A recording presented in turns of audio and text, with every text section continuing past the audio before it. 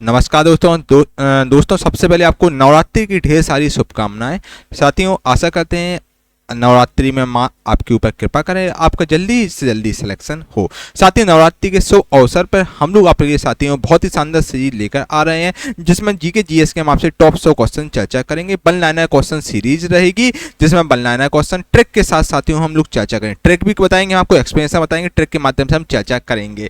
साथियों, ये सीरीज बहुत इंपॉर्टेंट आपके एग्जाम के लिए रहेगी। साथियों, सारे प्रीवियस ईयर क्वेश्चन हैं जो एनटीपीसी, ग्रुप डी, एएलपी इन जगह एग्जाम में पूछे गए, वही क्वेश्चन आपको इस वीडियो में कराएंगे। साथियों, डेली आपको 9 बजे वीडियो मिल जाया करेगी। ठीक है, तो आरआरबी ग्रुप डी 2025 के लिए वीडियो बहुत ही इंपॉर्टेंट है, वरदान साबित होगी। और देखिए, इस बार पद बहुत ज़्यादा है, तो भाई सब बिल्कुल मौका मत गवाइएगा साथियों। और 20 नंबर जीके वाली क्लास रहेगी, बाकी 20 से आपके 5-10 नंबर और एक्स्ट्रा हो जाएंगे, क्योंकि इसमें हम लोग साइंस के भी आपसे क्वेश्चन चर्चा करेंगे। 100 क्वेश्चन हम लोग आपसे चर्चा करेंगे, ठीक है, जो कि वन लाइनर फॉर्मेट में रहेंगे। इस प्रकार से साथियों आप ओवरव्यू देख सकते हैं, हम आपको टॉप 100 क्वेश्चन कराएंगे। ठीक है, ऐसे हम इसमें टॉप 100 क्वेश्चन कराएंगे। लगभग 30-40 मिनट की सीरीज रहेगी, जिसमें आपको ट्रिक एक्सप्लेनेशन के माध्यम से हम लोग चर्चाएं आपसे करेंगे। ठीक है साथियों, चलिए स्टार्ट करते हैं आज की सीरीज। दोस्तों, अगर अभी तक आपने वीडियो को लाइक नहीं किया तो फटाफट से वीडियो को लाइक करें, कमेंट करें और शेयर करें, सो दैट मैं आपके लिए साथियों ऐसी वीडियो ला सकूं। फर्स्ट वाला क्वेश्चन है, अकबर के विचार सुलह ई कुल का आशय क्या था? अकबर का जो विचार था, जो सुलह ई कुल, इसका क्या आशय था? एग्जाम में आपसे ये बोल रहा है। ठीक है, बताओ भाई। देखिए, अकबर के विचार सुलह ई कुल का आशय क्या था? तो राइट आंसर हो जाएगा दोस्तों सार्वभौमिक शांति। सार्वभौमिक शांति, अकबर का जो विचार सुलह ई कुल था, उसका आशय था सार्वभौमिक शांति। क्या होती है बच्चा? यह नीति अकबर ने सभी धर्मों को समान मानकर अपनाई थी। अकबर ने सभी धर्म को समान लेके अपनाई थी, यानी कि सार्वभौमिक शांति, यानी कि सभी धर्म के लिए शांति हो, सभी धर्म में शांति, यानी कि सुलह यानी कि शांति। याद रखना, सुलह, मैं आपको बता रहा हूं दोस्तों ट्रिक। सुलह यानी कि होता है शांति, कुल यानी कि होता है बच्चा सब, कुल यानी कि सब, यानी कि शांति मतलब सबके साथ शांति हो, सभी धर्म में शांति हो। तो सुलह कुल का आशय अकबर ने दिया था सार्वभौमिक शांति, इसका मतलब होता है, ये आपका एनटीपीसी में क्वेश्चन पूछा गया था। इस विचार के तहत किसी भी धर्म या जाति के प्रति भेदभाव नहीं किया गया। अकबर ने इसे प्रशासन और समाज दोनों स्तर पर लागू किया था, और यह धार्मिक सहिष्णुता यानी कि टॉलरेंस का प्रमाण देता है। अब हम आपको ट्रिक बता रहे हैं भाई, जब ट्रिक क्या रहेगी साथियों? अगर ट्रिक है अकबर का सुलह कुल, अकबर का सुलह कुल यानी कि सबको गले लगाकर शांति, अकबर का सुलह कुल यानी कि सबको गले लगा शांति देना, यानी सारे हिंदू मुस्लिम सिख ईसाई सबको शांति देना। ठीक है, तो याद रखना। ऐसे साथियों में आपको देखिए ट्रिक कुछ कनेक्ट होंगे आपके, कुछ कनेक्ट नहीं होंगे, मैं कनेक्ट कराने की कोशिश करूंगा। ठीक है भाई मेरे, क्योंकि हर क्वेश्चन की ट्रिक देना पॉसिबल नहीं है, लेकिन भाई साहब मैंने आपको सब ट्रिक दी हैं ताकि आपके माइंड में चीज कनेक्ट हो जाए और आप वो चीज आपको रट जाए। ठीक है, इसमें ट्रिक के माध्यम से पूरी सीरीज रहेगी साथियों। 9 बजे आपको राइट 9 बजे वीडियो मिला करेगी। सेकंड वाला क्वेश्चन है आपका, डोलू कुनीता किस राज्य का लोक नृत्य है? डोलू कुनीता तो ये आपका कर्नाटक राज्य का लोक नृत्य है। और साथियों एक्सप्रेशन देखो भाई, यह एक पारंपरिक ढोल बजाने वाला नृत्य होता है। इसमें बड़े बड़े ढोल डोलू बजाए जाते हैं, ढोल होते हैं बड़े बड़े, इसको हम डोलू बोलते हैं, और इसमें पुरुष कलाकार बजाते हैं। ठीक है, इसमें रंग बिरंगे कपड़े पहनकर ये लोग बजाते हैं। कर्नाटक में यह त्योहार आर्थिक अवसरों पर किया जाता है, आर्थिक और धार्मिक अवसरों पर किया जाता है। धार्मिक अवसरों पर किया जाता है। दक्षिण भारत का शक्ति और जोश को दर्शाता है। दक्षिण भारत की जो शक्ति होती है, यानी साउथ की शक्ति, उनको जोश को दर्शाता है। डोलू कुनीता जो कि कर्नाटक का है। अब मैं आपको ट्रिक बताता हूँ भाई साहब। डोल की धुन, डोलू कुनीता यानी कि डोल यानी कि डोल यानी कि डोलू, डोलू यानी ढोल की धुन, डोलू यानी कि ढोल की धुन हो जाएगी, यानी कि कर्नाटक की है धुन। ठीक है, याद रखना। डोलू कुनीता कहाँ का है? तो कर्नाटक का एक लोक नृत्य। ठीक है भाई साहब, इसमें ढोल बजाए जाते हैं। थर्ड वाला क्वेश्चन है आपका, कोडनकूलन नाभिकी, कोडनकूलन नाभिकी विद्युत परियोजना कहाँ है? ये वेरी मोस्ट इंपोर्टेंट क्वेश्चन आपके एग्जाम के पॉइंट ऑफ व्यू से बच्चा। ठीक है, तो कोडनकूलन जो नाभिकीय विद्युत परियोजना है कहाँ है? तो बच्चे तमिलनाडु में है। वेरी इंपॉर्टेंट है। कोडनकूलन नाभिकीय विद्युत परियोजना की अगर मैं बात करूं आपसे, तो कोडनकूलन नाभिकीय विद्युत परियोजना जो कि भारत की सबसे बड़ा परमाणु ऊर्जा संयंत्र, सबसे बड़ी परमाणु विद्युत परियोजना है। यह तमिलनाडु के आपके तिरुनेलवेली जिले में स्थित है। तमिलनाडु का तिरुनेलवेली जिला है, वहां पर स्थित है। इसका निर्माण रसिया की मदद से हुआ था।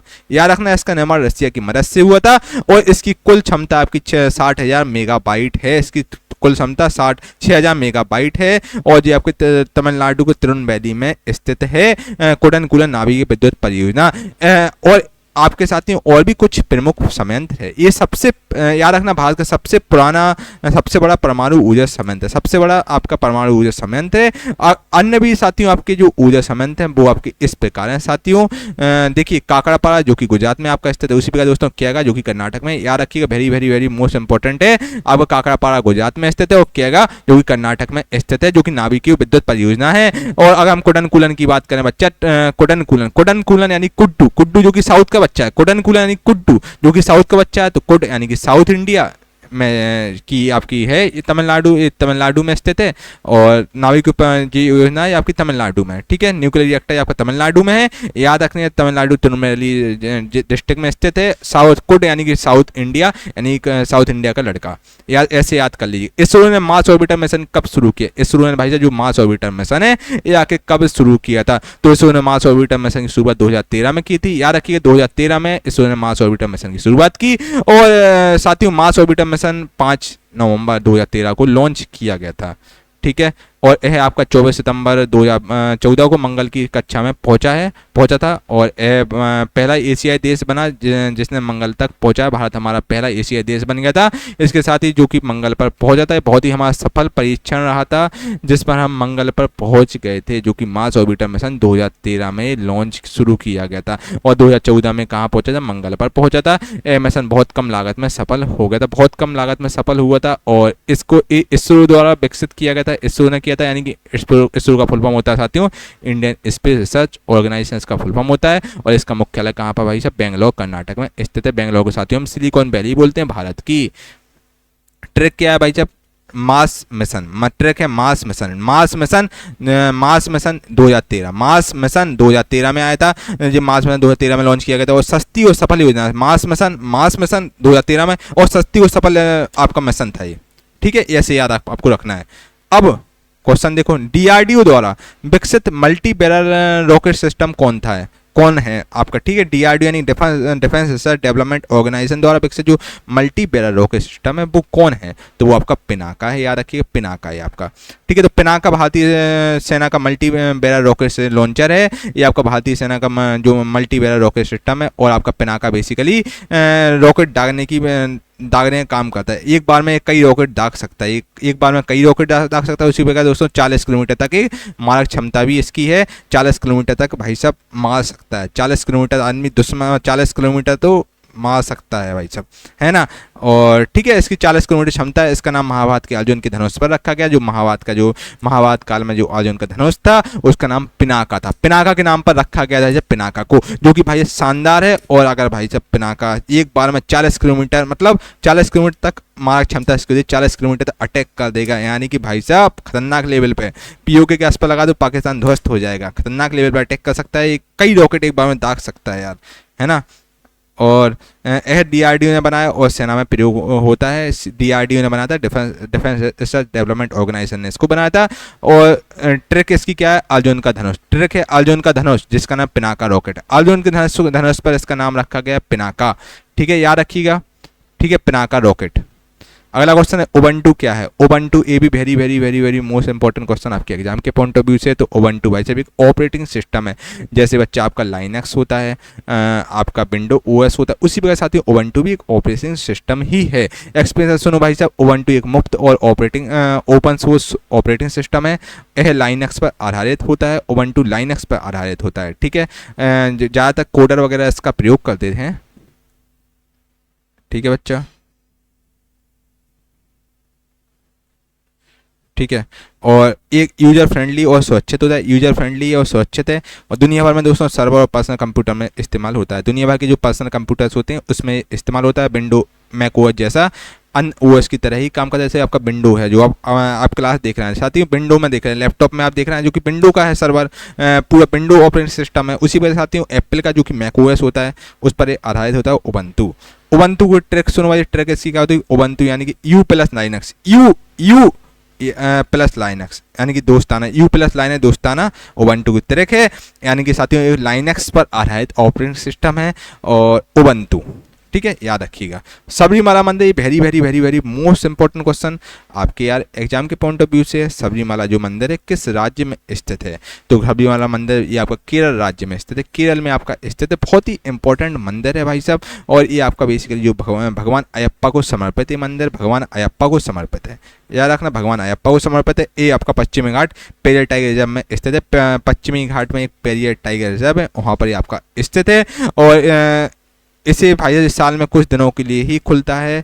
इसके अलावा साथियों ये हर साल लाखों श्रद्धालु यहाँ पर आते हैं। इसके अलावा साथियों अगर मैं बात करूँ, ये मंदिर पहले कई टाइम से विवादित था, यानी कि इसमें 18 साल से लेकर 50 साल की महिलाओं का बजट था, आना मना था।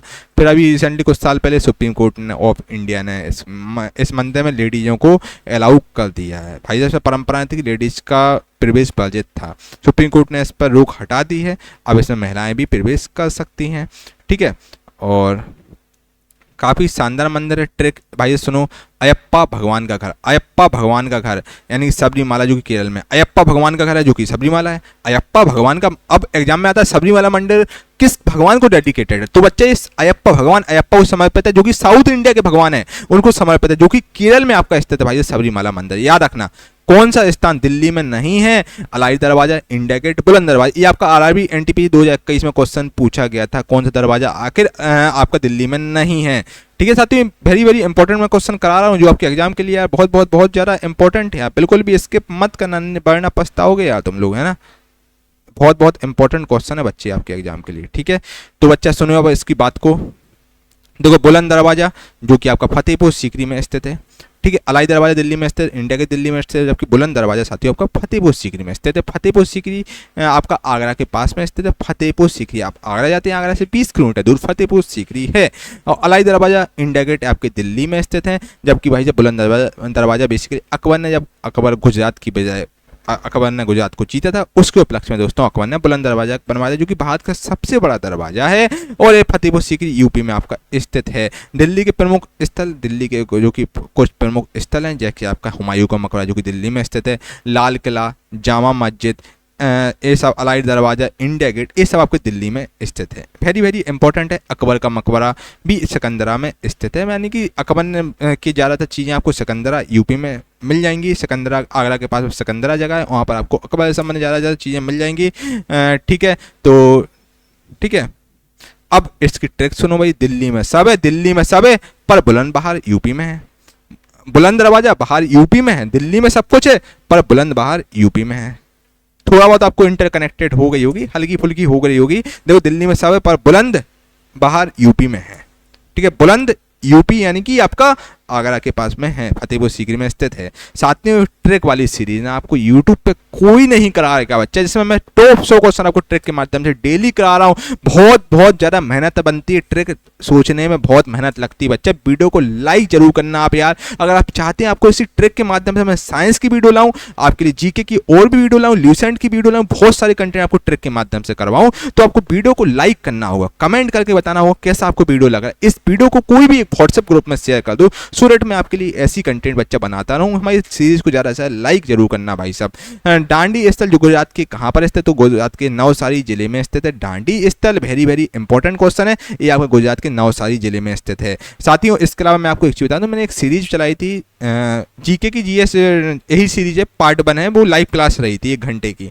वो भी आप देख सकते हो। उसमें ट्रिक और डिटेल में आपको बताई है, ठीक है। आप बताइएगा उसमें कैसी आपको वीडियो लगी है, क्योंकि बच्चों की डिमांड थी सर आप टॉप 100 क्वेश्चन कराइए, तो हम इसलिए टॉप 100 क्वेश्चन वाली सीरीज आपके पास लेके आए हैं, ठीक है। और उसमें भी मैंने ट्रिक डिटेल में बताइए, आप जाकर देख सकते हैं। तो ये आप गुजरात के नवसारी जिले में डांडी स्थल स्थित है। और महात्मा गांधी जी ने दांडी यात्रा जो कि पैदल यात्रा की थी, जो कि 12 मार्च 1930 को उन्होंने दांडी यात्रा शुरू की थी गांधी जी ने, और ये यात्रा आपकी लगभग 24 दिन चली थी। जो इंपॉर्टेंट पॉइंट है वो मैं लिख रहा हूँ, 24 दिन ये आपकी यात्रा चली थी। और 5 अप्रैल 1930 को गांधी जी दांडी पहुंच गए थे। 12 मार्च 1930 को स्टार्ट हुई और 5 अप्रैल 1930 को दांडी ये जगह पहुंच गए थे। गुजरात के नवसारी जिले में स्थित है दांडी, याद रखना। इसका उद्देश्य क्या था? नमक कानून को तोड़ना इसका उद्देश्य था, और यह स्वतंत्रता आंदोलन का महत्वपूर्ण मोड़ भी था, ठीक है। ट्रिक इसकी सुनो भाई, ये ट्रिक क्या रहेगी? गांधी जी का नमक आंदोलन जो कि दांडी नवसारी में हुआ, गांधी जी का नमक आंदोलन, गांधी जी का नमक आंदोलन जो कि दांडी नवसारी जिले में स्थित दांडी, गांधी जी का याद रखना, गांधी जी का नमक आंदोलन दांडी मार्च, गांधी जी का नमक आंदोलन दांडी मार्च जो कि गुजरात के नवसारी जिले में हुआ था। ठीक है, यूआरएल का फुल फॉर्म क्या है, ट्रिक आपको समझ में आई ना भाई। यूआरएल का फुल फॉर्म क्या होता है बच्चा, यूआरएल का full form uniform, U for uniform, R for resource, L for locators का फुल फॉर्म होता है। इस यूआरएल क्या होता है, इंटरनेट पर किसी वेबसाइट का पता लगाता है, इंटरनेट पर कोई भी वेबसाइट है उसका पता लगाता है, यानी कि www.google.com है। जैसे हमारा गुरुकुल प्लस है तो आप डालोगे www.gurukulplus.com तो आपको हमारी वेबसाइट आ जाएगी। तो यूआरएल का ये होता है, ठीक है, जो आपके ऊपर स्क्रीन पे रहते हैं। यू फॉर होता है भाई, यू मतलब होता है यूनिफॉर्म यानी कि समान, रिसोर्स यानी कि संसाधन, एल फॉर लोकेटर यानी कि पता लगाता है। यूनिफॉर्म समान संसाधन का पता लगाता है, यूनिफॉर्म रिसोर्स लोकेटर यूआरएल। साथियों इतने अच्छी जानकारी आपको शायद ही यूट्यूब पर मैं इतने डिटेल में मैं आपको बता रहा हूँ, 100 क्वेश्चन करा रहा हूँ डेली बेसिस पर। तो आप इस वीडियो को हमारी जरूर आगे से शुरू से लेकर एंड तक देखिएगा, बहुत इंपॉर्टेंट है आपके साथियों। एग्जाम में मोस्टली क्वेश्चन यहाँ से फंसेंगे, डोंट वरी साथियों। ब्राउजर इसी से वेबसाइट खोलता है, ब्राउजर आपका होता है इसी से वेबसाइट को खोलता है, इंटरनेट की बेसिक तकनीक होती है। ट्रिक सुनो, यूआरएल यानी कि वेबसाइट का पता, यूआरएल क्या करता है, वेबसाइट का पता लगाता है। यूआरएल यानी कि वेबसाइट का पता लगाता है। एग्जाम में आ जाता है वेबसाइट का पता कौन लगाता है, तो यूआरएल लगाता है, यानी कि यूनिफॉर्म रिसोर्स लोकेटर लगाता है। स्वराज मेरा जन्म से अधिकार है और मैं इसे लेकर रहूंगा, ये बात किसने कही थी, वेरी वेरी वेरी इंपॉर्टेंट है ये भाई, जब बहुत इंपॉर्टेंट उस समय लाइन रही थी, स्वराज मेरा जन्म से अधिकार और मैं इसे लेकर रहूंगा। तो ये बात कहने वाले थे बाल गंगाधर तिलक साहब कहने वाले थे, और यह नारा तिलक ने दिया था। उन्होंने आज़ादी को जन्म से अधिकार भी बताया था। इसके अलावा उन्होंने युवाओं में, इस आंदोलन के बाद युवाओं में जोश जाग गया था, और उन्होंने लोकमान्य की उपाधि भी दी गई है, लोकमान्य तिलक, उन्हें लोकमान्य की उपाधि भी दी गई है। भी उग्र राष्ट्रवादी नेता भी हुआ करते थे लोकमान्य तिलक। स्वराज से सलक यानी कि स्वराज तिलक का अधिकार, यानी कि लोकमान्य तिलक ने बोला था स्वराज हमारा जन्म से अधिकार और मैं लेकर रहूंगा, तो लोकमान्य तिलक ने ये बात बोली थी। 1 अप्रैल 2019 में किन दो बैंकों का विलय बैंक ऑफ बड़ौदा में हुआ। 2019 में, चूंकि एनटीपीसी 2021 में क्वेश्चन पूछा गया था, एनटीपीसी 2021 में आया था, तो उससे आपसे साथियों 1 अप्रैल 2019 में किन दो बैंकों का विलय बैंक ऑफ बड़ौदा में हुआ था, तो देना बैंक और विजया बैंक का विलय आपका बैंक ऑफ बड़ौदा में हुआ था। देना बैंक और विजया बैंक चूंकि बैंक ऑफ बड़ौदा के पार्ट हो गए थे। अब भारत में बैंकों के विलय की शुरुआत 2019 में शुरू हुई थी, जब मोदी सरकार आई। उसके बाद भाई जब बैंकों का विलय हुआ, बैंकों का नेशनलाइजेशन मतलब बैंक मर्ज किए गए, बैंक मर्ज किए गए, एक दूसरे के जो बैंक चल नहीं थे उनमें मर्ज कर दिए गए बड़े बैंकों में। देना बैंक और Vijaya bank bank of Baroda में मर्ज हो गया था। इसका उद्देश्य था एनपीए कम करना और बैंक मजबूत करना, एनपीओ कम करना और बैंक को मजबूत करना। यह सार्वजनिक क्षेत्र के बड़े बैंकों में आता है, जो आपके प्राइवेट बैंक होते हैं उसके बड़े बैंकों में आपका आता है। ठीक है, इसके बाद एसबीआई और अन्य बैंकों का भी मर्ज हुआ था, और एसबीआई के कई बैंक मर्ज हो गए थे। एसबीआई में जो भी आपके स्टेट में थे वो सब मर्ज हो गए थे।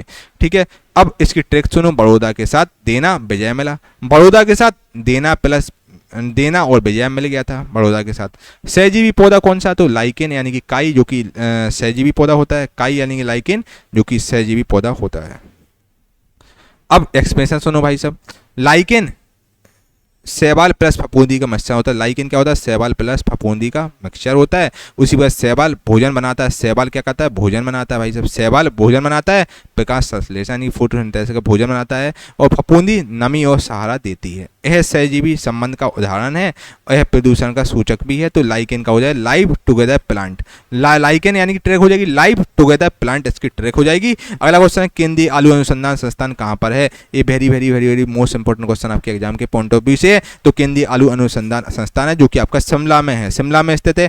और भाई साहब भारत में आलू की रिसर्च 1949 में, भारत में जो आलू की जो स्थापना है इसकी 1949 में की गई थी शिमला में, और इसका मुख्यालय भाई शिमला में है। आलू की रिसर्च के लिए 1949 में स्थापना हुई थी इसकी शिमला में, और यह आलू की नई किस्म और बीजों को विकसित करता है और किसानों को तकनीक मदद भी देता है, और इसमें आलू उत्पादन बढ़ा है। इससे आलू उत्पादन बढ़ गया था, चूँकि जब आपका आलू अनुसंधान केंद्र की शिमला बना था, इससे ये बेसिकली नई नई किस्मों की आलू और जो बीज होते हैं उनको विकसित करता है। इसके खुलने के बाद आपके आलू की खेती को बढ़ गई थी। और इसकी ट्रिक सुनो, आलू का रिसर्च हब, आलू का रिसर्च हब शिमला, आलू का रिसर्च हब शिमला। जब शिमला भाई साहब बहुत ही फेमस जगह है, यहाँ पर टॉय ट्रेन चलती है, आपकी शादी हो तो अपनी मैडम के जरूर जाइएगा, बहुत प्यारी जगह है शिमला। तो आलू का रिसर्च हब शिमला, ठीक है, ट्रिक है इसकी। साथियों इसके अलावा आप एनटीपीसी भाई साहब, अगर आप एनटीपीसी में जीके हैं 25 में 25 स्कोर करना चाहते हैं, अगर आप सीरियस बच्चे हैं तो बच्चा इस ई बुक को जरूर लीजिए, विज्ञान 40 जो कि वन ऑफ द बेस्ट आपके एग्जाम के पॉइंट ऑफ व्यू से रहेगी। साथियों इसमें बाइलिंगुअल फॉर्मेट में क्वेश्चन मिल जाएंगे, हिंदी इंग्लिश दोनों में आपकी विज्ञान 40 है। इसमें साथियों टॉप 5000 क्वेश्चन रखेंगे जो आपके एग्जाम के लिए बहुत बहुत बहुत ज़्यादा इंपॉर्टेंट है भाई साहब। ये सुपर सेलेक्टेड क्वेश्चन जो कि चैप्टर वाइज है, वन लाइनर फॉर्मेट में। इसकी सबसे अच्छी खासियत क्या है बच्चा, इसमें टॉप 5000 क्वेश्चन आपको सुपर सेलेक्टेड मिल जाएंगे जो कि चैप्टर वाइज हैं, जो कि वन लाइनर फॉर्मेट में, जो कि परीक्षा में 100% पूछे जाएंगे, क्योंकि इसमें very very very important question रखे गए हैं। इसकी ई बुक की प्राइस केवल 199 में आपको दी जा रही है, नाम मत आपसे शुल्क लिया जाए ताकि हम लोग सर्वर का चार्ज उठा सकें। बाकी भाई साहब बहुत ही किफ़ायती ई बुक 199 में भाई साहब। साथियों देखिए, जब आप पढ़ाई कर रहे हैं 2-4-500-1000 के, कोई भी 2-4-5-10 हज़ार की बिल्कुल भी दिमाग मत लगाइएगा। कोई भी आप बैच ले सकते हैं, कोई भी कहीं भी ले सकते हैं। मैं आपको एक सलाह दे रहा हूँ, कोई भी बैच वगैरह आप ले सकते हैं, कुछ भी ले सकते हैं कोई भी इंस्टीट्यूट से, क्योंकि बच्चा वो आप जो पढ़ाई पे 5-10 हज़ार रुपये इन्वेस्टमेंट कर रहा है ना, आगे आपका पूरी 40-50 साल आपकी लाइफ सिक्योर कर देगी, आपकी परिवार बच्चों की लाइफ भी सिक्योर कर देगी। अगर आप मान लो रेलवे ग्रुप डी में आपने सिलेक्शन पा लिया, तो बच्चा मान लो आपने 5-10 हज़ार रुपये खर्च कर दी, अब भाई आपकी 1 महीने की सैलरी बच्चा वो लाइफ आपकी सिक्योर हो गई। तो बच्चा जो भी कोई एजुकेशन या कोर्स में है, ज़्यादा दिमाग मत लगाइएगा, जो अच्छा आपको कंटेंट मिल रहा तो उसको ले लीजिएगा, ले लिया करें जी, आपको आगे जाके बहुत अच्छा रिटर्न देगा। भाई 200-300 रुपये तो यार अपन ऐसी खर्च कर देते हैं, खाने वगैरह आप खा लेते हैं, उसमें हो जाता है। ये आपके साथियों top 5000 super selected chapter wise की ई बुक है, जो कि वन ऑफ द बेस्ट आपके एग्जाम के लिए रहेगी। इसमें मोस्ट इंपॉर्टेंट क्वेश्चन रखे गए हैं। ऑफर सीमित समय के लिए उपलब्ध है, इस ऑफर को ले सकते हैं। बाकी साथियों ये हमारा नंबर है, इस नंबर से भी संपर्क करके आप इस ई बुक को ले सकते हैं। इसमें साथियों chapter wise physics, chemistry, bio, EVS, computer सभी क्वेश्चन रखे गए हैं, बिल्कुल चैप्टर वाइज रखे गए हैं, जो आपके एग्जाम के लिए बहुत बहुत बहुत इंपॉर्टेंट है। तो आप इसको परचेज कर सकते हैं। बाकी साथियों एक हमारी ल्यूसेंट की अगर मैं बात करूं, एक अगर आप साथियों जीके में आपका स्कोर कम आ रहा है, आप चाहते हैं भाई साहब जीके के साथियों सर हमें टॉप 1000 क्वेश्चन की सीरीज दीजिए, साथियों हम आप लोगों के लिए जीके की टॉप 1000 चैप्टर वाइज की ई बुक भी लेके आए हैं, जो कि आपके एग्जाम के लिए वन ऑफ द बेस्ट रहेगी। क्योंकि साथियों इस ई बुक में खासियत क्या है, हम लोग क्या अलग कर रहे हैं मार्केट से। बच्चा इस ई बुक में क्या है, चैप्टर वाइज ई बुक है, ठीक है। अब अलग क्या करना है हमने इसमें साथियों, आपको 1000 पिक्स भी मिलेंगी, हर क्वेश्चन के बाद आपको पिक्स के माध्यम से हम चीज़ें समझाएंगे। उसमें ट्रिक भी हैं आपकी, उसमें साथियों पिक्स के साथ साथ आपको कुछ व्याख्या वगैरह भी लिखी गई, ऐसी उसमें पिक्स एनिमेशन के माध्यम से करवाई गई हैं, अच्छी अच्छी पिक्स दी गई हैं ताकि आपको चीज़ें याद आएँ। जैसे भाई कोला गोल्ड फील्ड है जो KGF की हमने बनाई है, इस प्रकार से भाई साहब आपकी पूरी ई बुक डिजाइन की गई है। इसमें 1000 क्वेश्चन है, इनको घोल के पी जाना दोस्तों एग्जाम के लिए बहुत बहुत इंपॉर्टेंट, क्योंकि इसमें दोस्तों 10 वर्षों में सबसे ज़्यादा रिपीट करने वाले प्रश्न आपको इस ई बुक में मिलेंगे। तो जीके की मास्टर PDF जो इसके कॉस्ट केवल 99 रुपये आपसे लिया जा रहा है, तो आप इसको ले सकते हैं। बाकी हमारा नंबर है, इस पर संपर्क कर सकते हैं। आपको किसी प्रकार का डाउट हो, PDF वगैरह भी चाहिए, तो आप इस नंबर से हमसे संपर्क कर सकते हैं, ठीक है। अब भाई आगे बढ़ते हैं क्लास की ओर।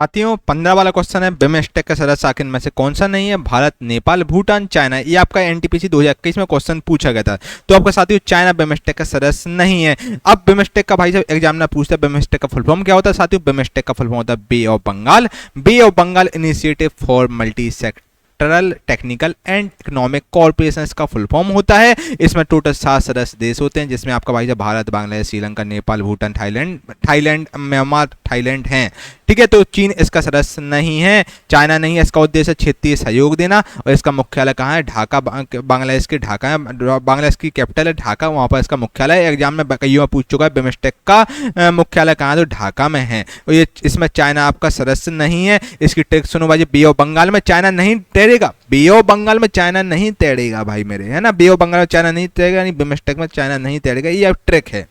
प्रार्थना समाज की स्थापना किसने की, तो आत्माराम पांडुरंग ने प्रार्थना समाज की स्थापना की। Very very very important, NTP 2021 में पूछा गया था। प्रार्थना समाज की स्थापना आत्माराम पांडुरंग ने किया, और प्रार्थना समाज 1867 में मुंबई में स्थापित की गई थी। इसका उद्देश्य समाज सुधार और धार्मिक सुधार लाना, और महिला शिक्षा, विधवा विवाह को बढ़ावा देना था। आत्मा प्रार्थना समाज का मतलब था, और यह ब्रह्म समाज से प्रभावित थी। जैसे ब्रह्म समाज का सती प्रथा, इन विधवा विवाह, विधवा का फिर से विवाह करना, उसी प्रकार साथियों ब्रह्म प्रार्थना समाज भी थी। ब्रह्म समाज के संस्थापक कौन है, एग्जाम आप कमेंट बॉक्स में मुझे बताइए ब्रह्म समाज के संस्थापक कौन है। गोपाल कृष्ण गोखले भी इसी में शामिल थे, प्रार्थना समाज में। अब भाई साहब ट्रैक सुनो, प्रार्थना यानी प्रेयर, प्रार्थना मतलब होता है प्रेयर। अब आत्माराम पांडुरंग फाउंडर थे इसके, प्रेयर जो कि आत्माराम पांडुरंग, ठीक है ऐसे रख लीजिए, प्रेयर फाउंडर, प्रेयर फाउंडर यानी कि आत्माराम पांडुरंग इसके फाउंडर थे। दक्षिण अमेरिका के स्थलबद्ध देश कौन से हैं यानी कि लैंडलॉक्ड देश कौन से हैं, तो वो आपके पराग्वे और बोल्विया हैं। साथियों हम आपको चीज़ें ऐसी करा रहे हैं, हम आपको जड़ मजबूत कर रहे हैं, फाउंडेशन स्ट्रॉन्ग कर रहे हैं। कई बच्चों आपने वीडियो देखी, हमने भी वीडियो अपलोड किए हैं क्योंकि बच्चे डिमांड करते, बच्चे आपने कई चैनल्स पे वीडियो देखी, सर टीचर 10-10 हज़ार क्वेश्चन करा रहा, 20-20 हज़ार क्वेश्चन करा रहा, भाई इससे बाहर कुछ नहीं। 20 हज़ार क्वेश्चन भाई साहब रट पाओगे, चीज़ें याद रहेंगी कभी आपको?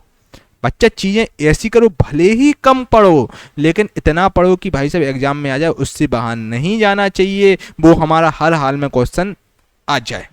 अब बच्चे क्या करते हैं, उनने भाई 10,000 क्वेश्चन तो रट लिए, अब एग्जाम में आया, अब वे कन्फ्यूज होगा साइज 70-57 होगा या 1847 होगा या 1861 होगा, 72 होगा। अब पढ़े थे एग्जाम में आ गए, मैंने पढ़ा तो था लेकिन याद नहीं आ रहा। बच्चा मैं आपको बोलूँगा, आपको महारथी ऐसा नहीं बनना, आपको इतना करना है कि भाई जीके में आप अच्छा स्कोर ले आओ, जितना पढ़ो सॉलिड पढ़ो, है ना। और मैं आपको इतनी फालतू ज्ञानबाजी नहीं देता हूँ, मैं आपको जो भी एक्सप्लेनेशन कराता हूँ, जो पॉइंट टू पॉइंट कराता हूँ, जो आपके एग्जाम के लिए इंपॉर्टेंट है। अगर एग्जामिनर ने आपको घुमा दिया तो यहाँ नहीं घुमाएगा एग्जामिनर। और ट्रिक मैं इसलिए करा रहा हूँ, थोड़ा बहुत आपको ट्रिक देखिए, ट्रिक पूरी कनेक्टेड नहीं हो लेकिन इतनी मैं कनेक्ट करने की कोशिश कर रहा हूँ ताकि आपको याद रहे। इसकी PDF मैं गुरुकुल प्लस एप्लीकेशन में डाल दूंगा, वहाँ पर आप इसकी PDF को डाउनलोड कर सकते हैं। एक्सप्रेशन भाई जब सुनो, पराग्वे और बोल्विया स्थलबद्ध लैंडलॉक्ड देश में आते हैं दक्षिण भारत में। लैंडलॉक्ड मतलब होता है चारों तरफ से जो जमीन से घिरा हुआ देश होता है। दक्षिण अमेरिका में 2 लैंडलॉक्ड देश हैं, दक्षिण अमेरिका के 2 लैंडलॉक्ड देश है, इसमें पराग्वे और बोल्विया आता है। इनके पास समुद्री तट नहीं है, इनके पास समुद्री तट नहीं है, व्यापार के लिए पड़ोसी देशों पर निर्भर रहते हैं। और बोल्विया में लेक टिटिकाका लेक, जो कि बोल्विया में लेक जो टिटिकाका है और जो कि आपकी बोल्विया में स्थित है। और बेसिकली ये समुद्र इनके पास तट नहीं है, ये लैंडलॉक्ड देश आपके पराग्वे और बोल्विया है। इसकी ट्रिक सुनो, साउथ अमेरिका में 2 लैंडलॉक्ड देश पीबी, साउथ अमेरिका में 2 लैंडलॉक्ड देश पीबी, साउथ अमेरिका में 2 लैंडलॉक्ड देश पीबी याद रखना, यानी पराग्वे बोल्विया, ठीक है। चेचक किससे फैलता है, ये आपका साइंस का क्वेश्चन बच्चा। चेचक किससे फैलता है, तो विषाणु से यानी कि वायरस से चेचक फैलता है। तो स्मॉल पॉक्स वेरियोला वायरस से होता है। देखिए ये इंपॉर्टेंट फैक्ट है, एग्जाम में पूछेगा स्मॉल पॉक्स कैसे कौन से वायरस से होता है, तो वेरियोला वायरस से होता है।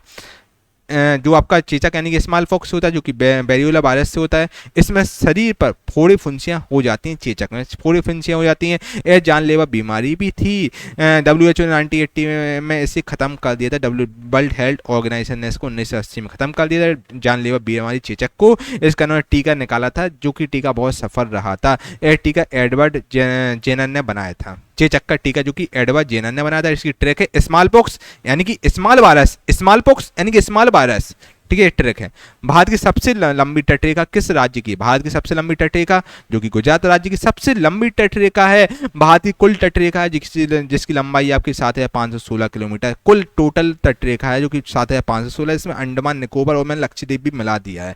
राज्यों की सबसे लंबी तटरेखा गुजरात राज्य की सबसे लंबी तटरेखा है, गुजरात की तटरेखा लगभग 1600 किलोमीटर की है। यहाँ कांडला और मुंद्रा जैसा बड़े बंदरगाह, कांडला पोर्ट जो कि टैक्स फ्री है, और कांडला और मुंद्रा पोर्ट जैसे बड़े बहुत ही बंदरगाह आपके गुजरात में है। और यह व्यापार का प्रमुख केंद्र भी है, ठीक है।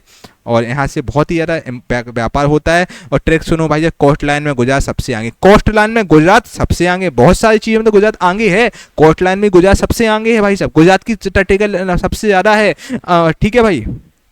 संसद में पर्यावरण संरक्षण अधिनियम आपका जो कि 23 मई 1986 को पारित हुआ था। यह अधिनियम पर्यावरण की रक्षा और सुधार के लिए लाया गया था। इसका उद्देश्य प्रदूषण को नियंत्रण करना था। यह भोपाल गैस तरारदी 1984 के बाद लागू हुआ था। इसके तहत मिनिस्ट्री ऑफ एनवायरनमेंट की शक्ति बढ़ी थी, ठीक है। पर्यावरण न्यायालय की नींव रखी थी, पर्यावरण न्यायालय की नींव रखी गई थी।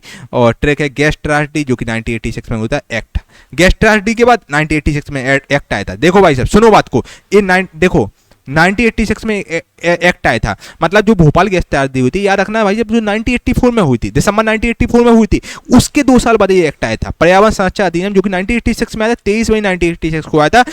प्रदूषण नियंत्रण से रिलेटेड ये आपका इसका उद्देश्य था। और आपकी गैस त्रासदी के बाद ये नियम आया था, गैस त्रासदी के बाद ये एक्ट आया था, गैस त्रासदी 1986 एक्ट, ये आप याद रखना।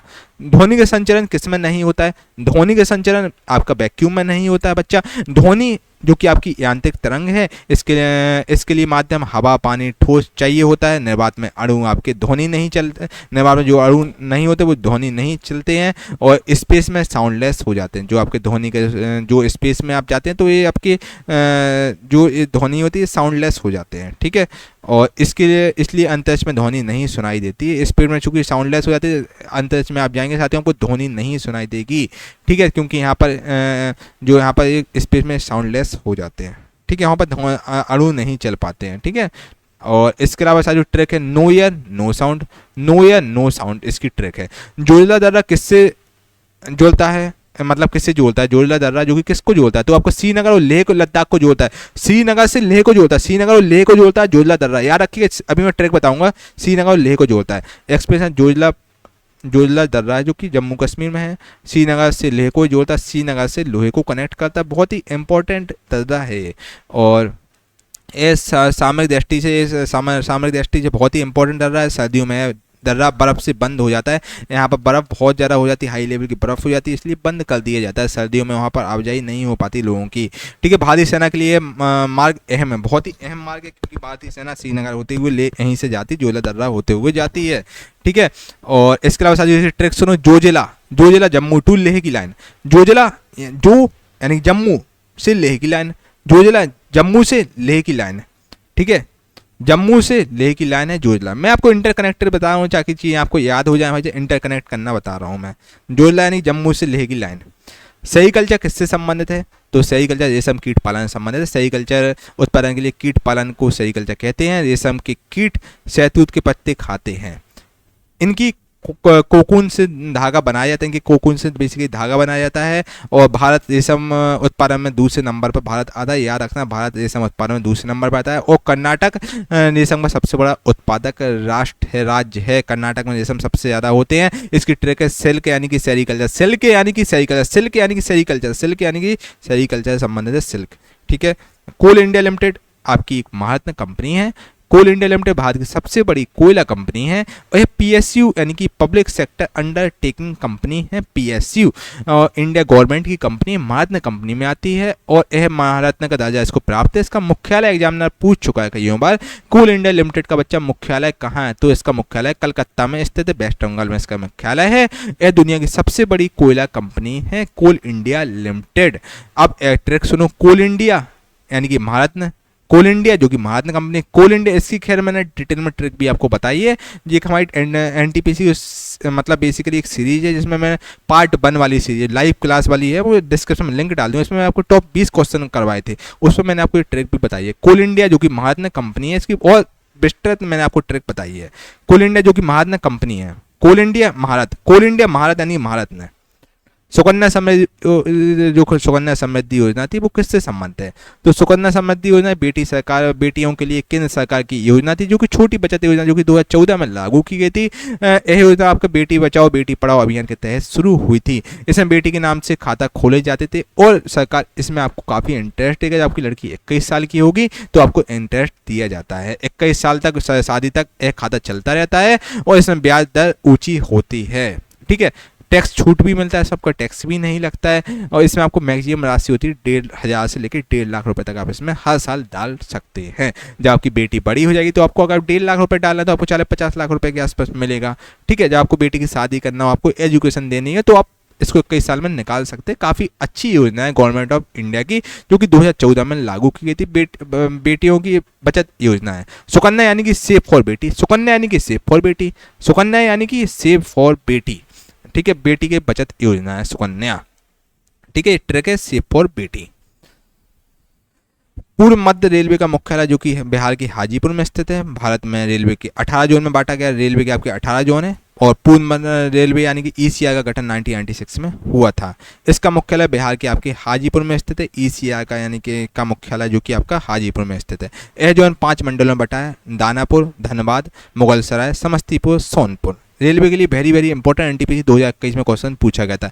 यह मालवाहन और यात्री दोनों के लिए महत्वपूर्ण है, ठीक है, इसका मुख्यालय आपका हाजीपुर में स्थित है। और पूर्व मध्य रेलवे की राजधानी हाजीपुर, पूर्व मध्य रेलवे की राजधानी हाजीपुर, पूर्व मध्य रेलवे की राजधानी हाजीपुर है। ठीक है, हाजीपुर बिहार में आता है। खालसा पंथ की स्थापना की थी गुरु गोविंद सिंह जी ने, खालसा पंथ की स्थापना की थी। और खालसा पंथ की स्थापना 1699 में बैसाखी के दिन हुई थी। और ये आपकी हुई थी आनंदपुर साहिब पंजाब में स्थापना हुई थी आपकी खालसा पंथ की 1699 में हुई थी। बैसाखी के दिन गुरु गोविंद सिंह ने स्थापना की थी। और गुरु गोविंद सिंह जी ने 5 प्यारे यानी 5 प्यारे इसमें चुने थे। खालसा पंथ का उद्देश्य था सिखों को संगठित करना और मुगलों का मुकाबला करना, इसका मेन मोटिव था। इसमें आपके केस, कड़ा, कच्छा, कृपाण और कंगा को अनिवार्य किया गया था। ये 5 प्यारे चुने थे आपके गुरु गोविंद सिंह जी ने। इसकी ट्रिक है 1699 बैसाखी, 1699 बैसाखी, बैसाखी दिन आई थी 1699 में।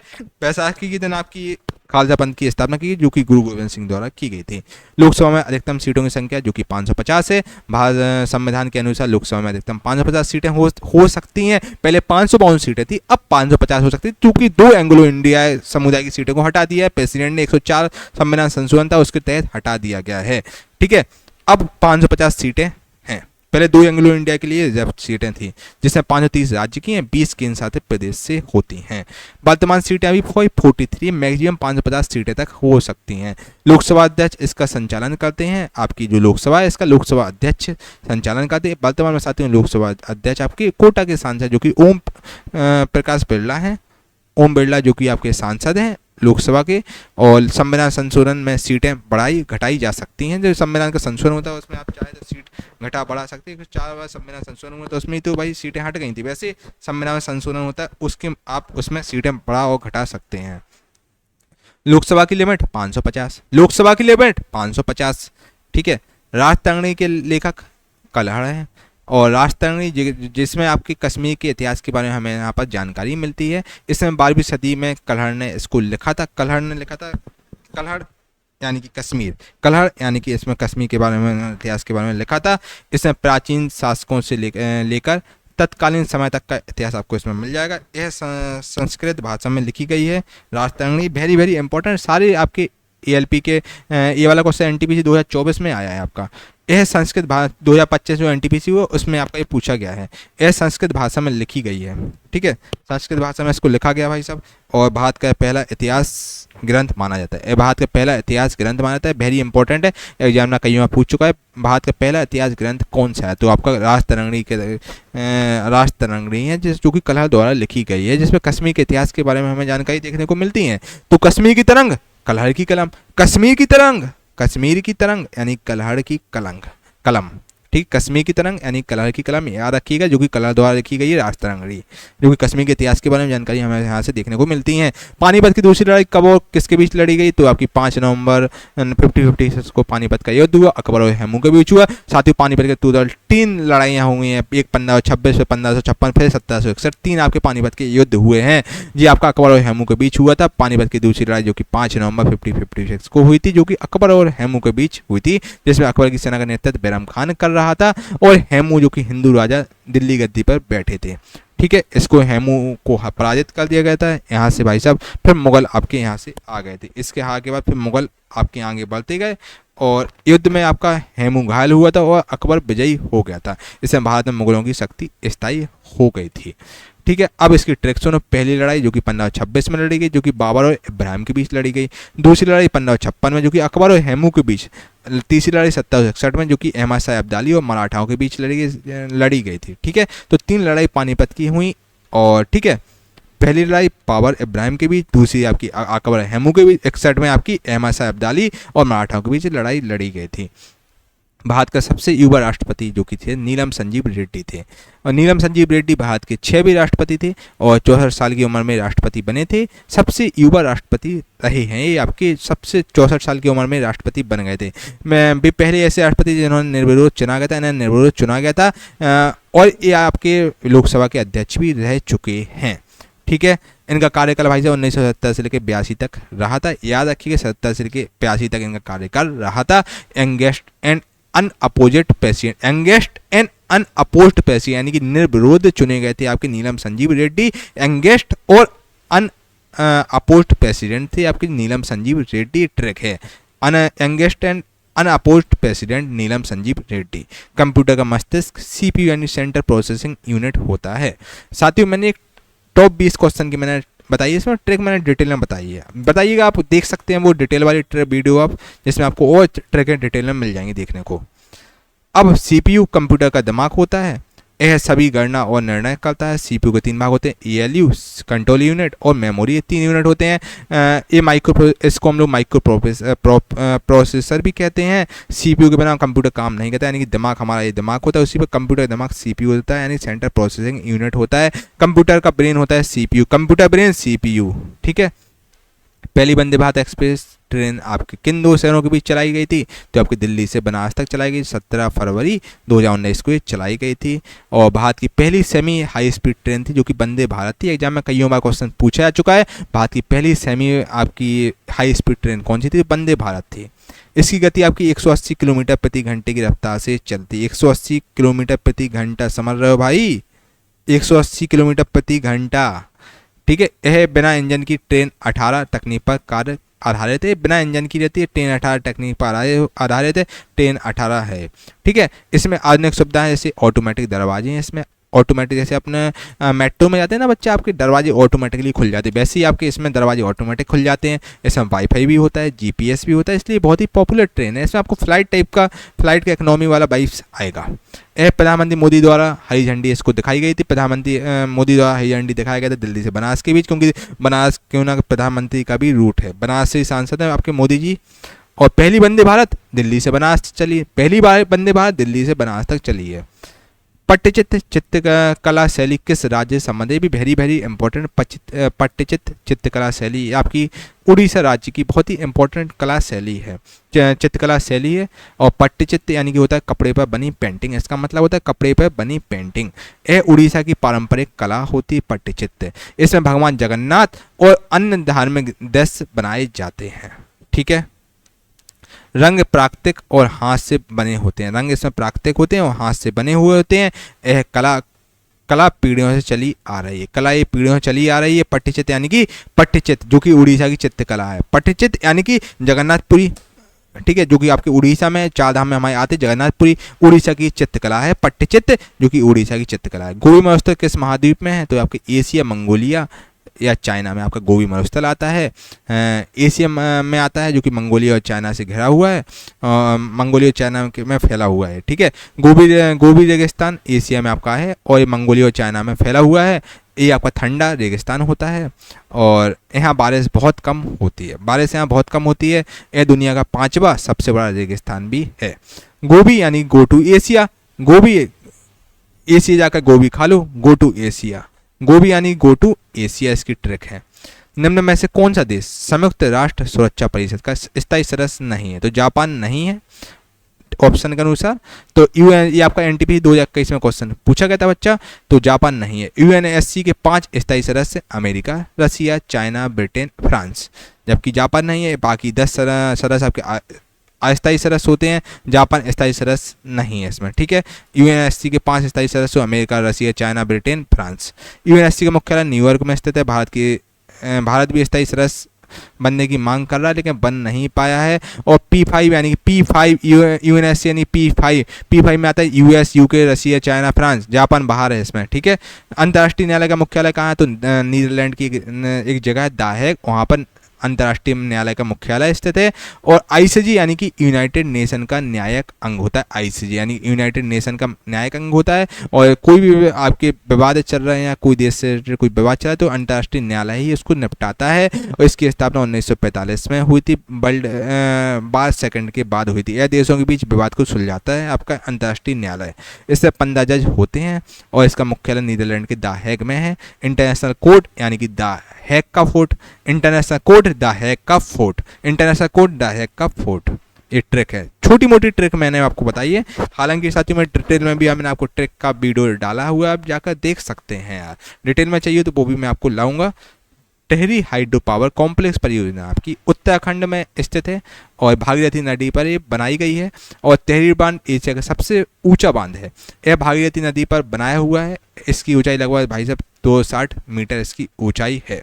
ठीक है। टेहरी हाइड्रो पावर प्लांट की जो ऊंचाई है वो 260 मीटर है और ये सबसे ऊंचा है। इसका उपयोग बिजली उत्पादन, बिजली बनाने में, सिंचाई और जल आपूर्ति में इसका उत्पादन होता है। ये उत्तराखंड के टेहरी गढ़वाल जिले में आपका स्थित है। आप केदारनाथ जाएंगे तो आपको रास्ते में टेहरी डैम मिलेगा।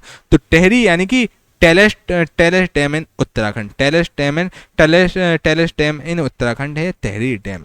ठीक है। सूर्य की चमकती सतह को हम लोग फोटोस्फीयर कहते हैं, फोटोस्फीयर कहते हैं। सूर्य की सतह को हम लोग फोटोस्फीयर कहते हैं। इसकी मोटाई आपकी 500 किलोमीटर होती है। इसका तापमान, सूर्य का तापमान लगभग भाई जब 6000 डिग्री सेल्सियस, 6000 डिग्री सेल्सियस होता है। यही सतह हमें चमकती हुई दिखाई देती है। ठीक है। सूर्य की अन्य परतें जैसे क्रोमोस्फीयर, कोरोना, ये सब अन्य परतें सूरज के अंदर के पार्ट होते हैं। Shining of sun surface, shining sun surface यानी कि फोटोस्फीयर, शाइनिंग सन सरफेस यानी कि फोटोस्फीयर। भारत सरकार ने इंद्रधनुष फ्रेमवर्क किसके लिए शुरू किया था?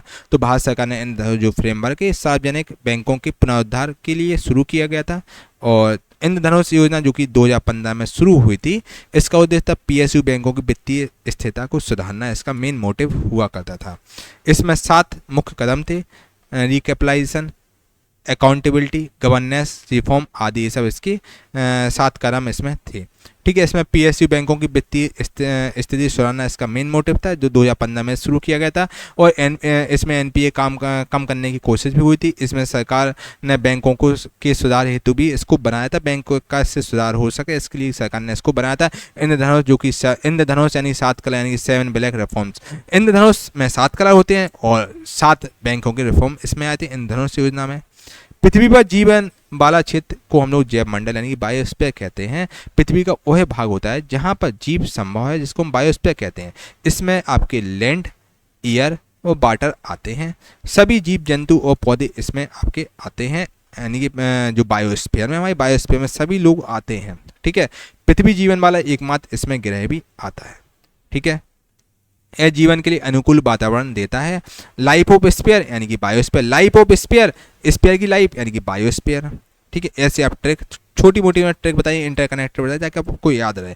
भारत का पहला एटॉमिक पावर स्टेशन कब चालू हुआ? Very very very very most important question आपके एग्जाम के पॉइंट ऑफ व्यू से। भारत का पहला एटॉमिक पावर स्टेशन ये आपका 1969 में चालू हुआ था। और ये भारत का पहला परमाणु जो कि बिजली का जो कि तारापुर महाराष्ट्र में बनाया गया था और 1969 में चालू किया गया था, महाराष्ट्र के तारापुर में बनाया गया था। इसमें हम लोगों ने अमेरिका से मदद ली थी। ठीक है। अमेरिका से हम लोगों ने मदद ली थी। इसकी क्षमता 320 मेगाबाइट की थी। यह भारत की परमाणु शक्ति की शुरुआत हुई थी। यह भारत की पहली परमाणु, यहाँ पर पहले परमाणु शक्ति की शुरुआत थी। और 1969 में एटॉमिक एनर्जी साइन आ गया था। भारत का एटॉमिक एनर्जी बनाया गया जो कि तारापुर में बनाया गया था, 1969 में बनाया गया था। ठीक है। 1969 एटॉमिक एनर्जी साइन। जापान की मुद्रा येन है। जापान की मुद्रा येन है। इसका चिन्ह आपका इस प्रकार से चिन्ह होता है येन का। यह दुनिया की आपकी प्रमुख मुद्राओं में से एक होती है। येन जापान की अर्थव्यवस्था तकनीकी रूप से बहुत विकसित है। येन का उपयोग अंतर्राष्ट्रीय व्यापार में भी होता है। ठीक है। जापान मनी येन, जापान मनी येन है। जलियांवाला बाग हत्याकांड कब हुआ था? जलियांवाला बाग जो कि हत्याकांड आखिर कब हुआ था? तो ये 13 अप्रैल 1919 को जलियांवाला बाग हत्याकांड हुआ जो कि लॉर्ड चैम्सफोर्ड के समय पर ये हुआ था। उस समय 22 आपके लॉर्ड चैम्सफोर्ड हुआ करते थे। तो 13 अप्रैल 1919 में आपका जलियांवाला बाग हत्याकांड हुआ। और इसमें बैसाखी के दिन ये अमृतसर में हुआ था। इसमें भाई जनरल डायर ने गोली चला दी थी, कई लोग इसमें मारे गए थे और जनरल डायर ने भीड़ पर गोली चलाने का आदेश दे दिया था और हजारों लोग इसमें मारे गए थे। यह घटना आपका स्वतंत्र आंदोलन का टर्निंग पॉइंट बन गया था। और इसमें वायसराय उस समय थे आपके लॉर्ड चैम्सफोर्ड, उस समय वायसराय हुआ करते थे। 1919 यानी जलियांवाला बाग ट्रेजेडी, 1919 जलियांवाला बाग ट्रेजेडी, याद रखिए जलियांवाला बाग ट्रेजेडी यानी कि 1919 में हुई थी। ठीक है। किसने ईस्ट इंडिया कंपनी के खिलाफ प्लासी का युद्ध लड़ा? तो आपका नवाब सिराजुद्दौला ने, जो कि 1757 में उन्होंने ईस्ट इंडिया के खिलाफ जो कि प्लासी का युद्ध था वो जो कि लड़ा था। प्लासी का युद्ध जो कि 1757 में लड़ा गया था। इसमें ईस्ट इंडिया कंपनी ने नेतृत्व किया था, रॉबर्ट क्लाइव ने ईस्ट इंडिया कंपनी का नेतृत्व किया था। और बंगाल के नवाब थे सिराजुद्दौला थे, जिसमें रॉबर्ट क्लाइव जीत गया था, सिराजुद्दौला हार गए थे क्योंकि मीर जाफर ने इसके साथ धोखा, इसके भाई ने इसके साथ विश्वासघात धोखा कर दिया था, अपने भाई के सिराजुद्दौला के साथ धोखा कर दिया था। और बंगाल का इसलिए इसके बाद इस चक्कर में आपका ये हार गए थे। ठीक है। और फिर आपके अंग्रेज जीत गए थे। इसमें कंपनी का शासन भारत में शुरू हो गया था। 1757 में प्लासी का युद्ध हुआ जो कि स्टार्ट ऑफ कंपनी रूल। 1757 में प्लासी, 1750 में प्लासी और स्टार्ट ऑफ कंपनी रूल, यहाँ से कंपनी का रूल स्टार्ट हुआ था। याद रखिएगा स्टार्ट ऑफ कंपनी, यहाँ से कंपनी का रूल स्टार्ट हो गया था। सापेक्षता का सिद्धांत किसने दिया था? सापेक्षता का सिद्धांत अल्बर्ट आइंस्टीन द्वारा दिया गया था। अब आइंस्टीन ने 1905 में भाई साहब विशेष सापेक्षता और 1915 में सामान्य सापेक्षता का सिद्धांत दिया था। इसमें समय, स्थान, द्रव्यमान और ऊर्जा का संबंध बताया है। प्रसिद्ध समीकरण E equal to M C square होता है। आइंस्टीन का सूत्र है E equal to M C square. Energy neither create nor be destroy it, मतलब ये आपकी अलग अलग फॉर्म में बढ़ती रहती है, ये वाला दिया था आइंस्टीन ने, ठीक है। इस सिद्धांत ने भौतिकी में क्रांति लाई थी और अंतरिक्ष अनुसंधान में भी महत्वपूर्ण है। E equal to M C square. Relativity Einstein creativity, relativity Einstein दिया था, रिलेटिविटी यानी कि आइंस्टीन क्रिएटिविटी, ठीक है। आइंस्टीन क्रिएटिविटी की ट्रिक है। लाइकेन किस प्रदूषण का सूचक है? लाइकेन आपका वायु प्रदूषण का सूचक है। लाइकेन सेवल प्लस फफूंदीवाल में करवा चुका हूँ आपको। खैर, यह शुद्ध वातावरण में ही उगता है, वायु प्रदूषण में यह जीवित नहीं रह सकता है, इसलिए इसे हम वायु प्रदूषण सूचक मानते हैं। यह पर्यावरण विज्ञान में प्रयोग होता है। लाइकेन आपका देखें तो हवा साफ है। लाइकेन देखिए हवा साफ है। राजा सिंह विष्णु किस वंश के शासक थे? तो पल्लव वंश के शासक थे। राजा सिंह विष्णु जो कि पल्लव वंश के शासक हुआ करते थे। याद रखिए, राजा सिंह विष्णु पल्लव वंश के शासक थे। सिंह विष्णु पल्लव वंश के शासक थे। इन्होंने 6वीं शताब्दी में शासन किया था। पल्लवों की राजधानी थी कांचीपुरम। याद रखना, पल्लवों की राजधानी क्या थी? एग्जाम में कईयों में पूछ चुका है। पल्लवों की राजधानी बच्चा क्या थी? तो कांचीपुरम थी। पल्लव कला और मंदिर वास्तुकला के लिए प्रसिद्ध थे। महाबलीपुरम के शिलालेख इन्हीं से ही जुड़े हैं। सिंह विष्णु जो कि पल्लव किंग थे। भारत का पहला संचार उपग्रह जो कि एप्पल 1981 में जो कि लॉन्च किया गया था। एप्पल था जो कि 1981 में लॉन्च किया था। एप्पल यानी कि फुल फॉर्म में एरियन पैसेंजर पेलोड एक्सपेरिमेंट, इसका फुल फॉर्म है। इसे 1981 में लॉन्च किया गया था। यह आपका प्रयोगात्मक उपग्रह भी था। इसे संचार तकनीक में भारत ने कदम बढ़ाया था। इससे संचार जो तकनीक है इससे भारत ने कदम बढ़ा लिया था। इनसेट श्रृंखला का इसमें प्रीकर्सर था। यह इनसेट श्रृंखला का प्रीकर्सर था। इसका पहला कम्युनिकेशन सैटेलाइट जो कि एप्पल था। पहला कम्युनिकेशन जो सैटेलाइट था जो कि एप्पल था, जो कि 1981 में लॉन्च किया था। पहला कम्युनिकेशन सैटेलाइट कौन था? एप्पल था, जो कि 1981 में लॉन्च किया गया था। बार्क यानी कि भाभा एटॉमिक रिसर्च सेंटर का मुख्यालय जो कि मुंबई के ट्रॉम्बे में स्थित है। और ये आपका भारत का परमाणु अनुसंधान केंद्र है। इसकी स्थापना डॉक्टर होमी जहांगीर भाभा ने की थी, जिसका मुख्यालय मुंबई के ट्रॉम्बे में स्थित है। यह परमाणु ऊर्जा शोध के लिए प्रमुख केंद्र है और परमाणु तकनीक यहाँ पे विकसित होती है, जो कि आपकी न्यूक्लियर सब चीज़ें होती तकनीक होती हैं वो सब यहीं पर विकसित होती हैं। बार्क यानी कि Bhabha atomic research centre, BARC. Taxonomy के जनक कौन है भाई? जब टेक्सोनॉमी के जनक आपके कार्ल लिनियस है। टेक्सोनॉमी के जनक कौन है? कार्ल लिनियस है। टेक्सोनॉमी यानी जीव जंतुओं और पौधों का वर्गीकरण टेक्सोनॉमी है। इसे आधुनिक वर्गीकरण का जनक कहा जाता है। कार्ल लिनियस ने आपके द्विनाम पद्धति यानी कि बाइनोमियल नोमेनक्लेचर भी दिया था। आपके इसने बेसिकली जीव का वैज्ञानिक नाम, इसमें प्रत्येक जीव का वैज्ञानिक नाम होता है इस प्रोसीजर में। उदाहरण मनुष्य का नाम जैसे होमो सेपियंस। उसी प्रकार कार्ल लिनियस ने आपके जीव जंतुओं और पौधों का वर्गीकरण किया था। उसके हमें थ्योरी भी दी थी उन्होंने। टेक्स्ट का नाम नोमेनक्लेचर दिया। नोमेनक्लेचर दिया जो कि लाइनस ने दिया था, लीनियस ने दिया था। कार्ल लीनियस टेक्स्ट का नाम, नोमेनक्लेचर जो कि दिया था आपके लीनियस ने दिया था, कार्ल लीनियस ने दिया था।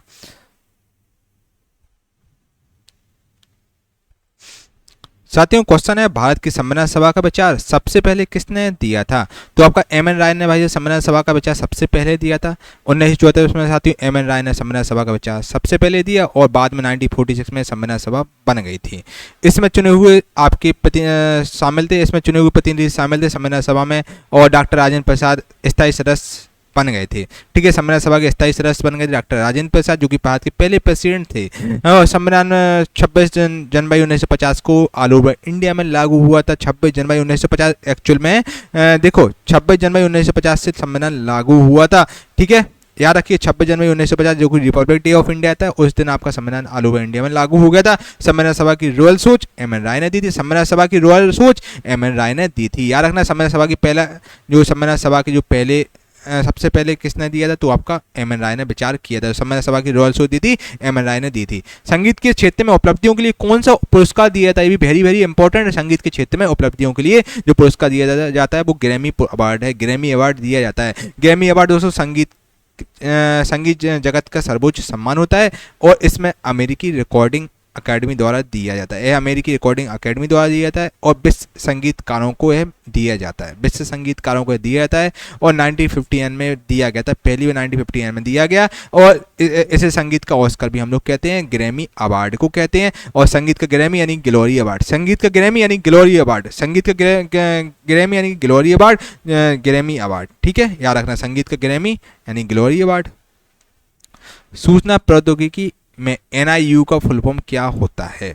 तो NIU का साथी फुल फॉर्म होता है N for network, I for interface, U for unit होता है। NIU कंप्यूटर नेटवर्क का एक हिस्सा होता है। यह उपयोगकर्ता और नेटवर्क के बीच कनेक्शन ये बनाता है। यह डेटा ट्रांसफर को भी मैनेज करता है और नेटवर्क में इसका प्रयोग ISP यानी इंटरनेट सर्विस प्रोवाइडर करते हैं। इसे गेटवे डिवाइस भी हम लोग इसको कहते हैं। Network plus interface, network plus interface plus user मिल जाते हैं, network plus interface plus user मिल जाते हैं तो मिल के NIU बन जाता है, यानी फुल फॉर्म इसका network interface unit. And network interface unit इसका फुल फॉर्म है, network plus interface plus user मिल जाते हैं तो NIU हो जाता है। ठीक है, अगले क्वेश्चन की चलते हैं। किस राज्य ने 5 बार राष्ट्रमंडल खेलों की मेजबानी की थी? तो ऑस्ट्रेलिया ने दोस्तों 5 बार राष्ट्रमंडल जो खेल हैं उनकी मेजबानी की है। और जो कॉमनवेल्थ गेम है हर 4 साल में आपका होता है, हर 4 साल में कॉमनवेल्थ गेम होता है और ऑस्ट्रेलिया ने दोस्तों 5 बार इसकी मेजबानी की थी, कॉमनवेल्थ गेम की मेजबानी की है। और इनमें से मेलबर्न 2006 में इन्होंने मेजबानी की और जो गोल्ड कोस्ट जो कि 2008 का जो प्रसिद्ध है कॉमनवेल्थ गेम। ऑस्ट्रेलिया खेलों में सबसे सफल देश भी माना जाता है, सबसे सफल देश है ऑस्ट्रेलिया। भारत ने पहली बार 2010 में दिल्ली में आयोजन किया था कॉमनवेल्थ गेम।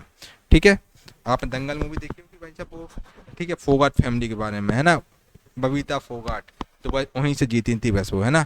तो 2010 में आपका कॉमनवेल्थ गेम आयोजित हुआ था, 2010 में कॉमनवेल्थ गेम जो कि ऑस्ट्रेलिया का कॉमन काम, ऑस्ट्रेलिया का कॉमन काम, कॉमनवेल्थ गेम ऑस्ट्रेलिया का कॉमन काम, ऑस्ट्रेलिया से शुरुआत हुआ। ऑस्ट्रेलिया देखिए कॉमनवेल्थ गेम ऑस्ट्रेलिया का कॉमन काम, यानी कि ऑस्ट्रेलिया का कॉमन काम यानी कि सबसे ज़्यादा मेजबानी ऑस्ट्रेलिया ने की है। ठीक है, मौलिक कर्तव्य संविधान में किस संशोधन से जुड़े हैं? तो ये आपके 42वें संविधान संशोधन जो कि 1976 से में आया था, इसको भाई साहब हम लोग मिनी कॉन्स्टिट्यूशन ऑफ बोलते हैं। इसमें सबसे ज़्यादा संशोधन हुए थे इंदिरा गांधी के टाइम पर। ठीक है, और आधे से संविधान में संशोधन इसी में हुए थे। मौलिक कर्तव्य 1976 इसी में आपका जोड़ा गया था। इसमें 10 कर्तव्य थे, बाद में 11 हो गए थे। ये नागरिकों के लिए जिम्मेदार तय करता है।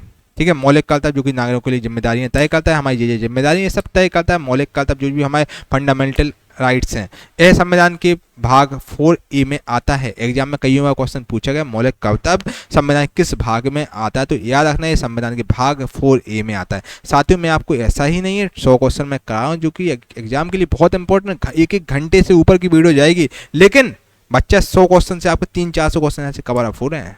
ये बात आपको याद रखना है, ये बहुत वीडियो आपके लिए इंपॉर्टेंट साबित रहेगी एग्जाम के लिए। यह रूस के संविधान से हम लोग ने इसको लिया है। मौलिक कर्तव्य एग्जाम पूछेगा तो हम लोगों ने रसिया के संविधान से इसको लिया है। और 42 यानी कि आंसर टू ड्यूटी, 42 यानी कि आंसर टू ड्यूटी यानी फंडामेंटल ड्यूटी, 42 यानी कि आंसर टू ड्यूटी जो कि फंडामेंटल ड्यूटी है। ठीक है, हमारे जो 42 संविधान संशोधन जो कि इसमें हम संविधान फंडामेंटल ड्यूटी है इसमें लिखा गया। ठीक है, फंडामेंटल ड्यूटी से संबंधित है। मोपला विद्रोह किन वर्षों के बीच हुआ? तो मोपला विद्रोह आपको केरल में हुआ जो कि 1921 से 22 के बीच हुआ। मोपला विद्रोह जो कि केरल के मालाबार में हुआ था और इसे मोपला मुसलमान किसानों ने किया था। मोपला जो आपके मालाबार के जो मोपला किसान थे उन्होंने किया था। इसका कारण था जमींदार अत्याचार कर रहे थे और ब्रिटिश शासन था, उस चक्कर में मोपला विद्रोह हुआ था, यानी पहले विश्व युद्ध के टाइम पर ये हुआ था। यह खिलाफत आंदोलन से जुड़ गया था, यह हिंसक रूप भी ले लिया था, इसने हिंसक रूप भी ले लिया था। केरल में शुरू हुआ था 1921 से 22 के बीच मोपला रिवोल्ट इन मालाबार, 1921 के बीच मोपला विद्रोह रिवोल्ट इन मालाबार। ठीक है, 49वीं समानांतर रेखा किन देशों के बीच सीमा है? तो 49वीं जो समानांतर रेखा है ये आपकी अमेरिका और कनाडा के बीच सीमा है। और 49 पैरेलल लाइन जो कि यूएस और कनाडा की सीमा है और ये लगभग आपकी 6400 किलोमीटर लंबी है। यह विश्व की सबसे लंबी असैन्य सीमा है और 1818 की संधि से तय किया गया था। इसे 1818 की संधि तय कर लिया गया था। इसे इसके उत्तर में कनाडा है और दक्षिण में यूएसए है। ठीक है, सबसे लंबी 6400 किलोमीटर की है।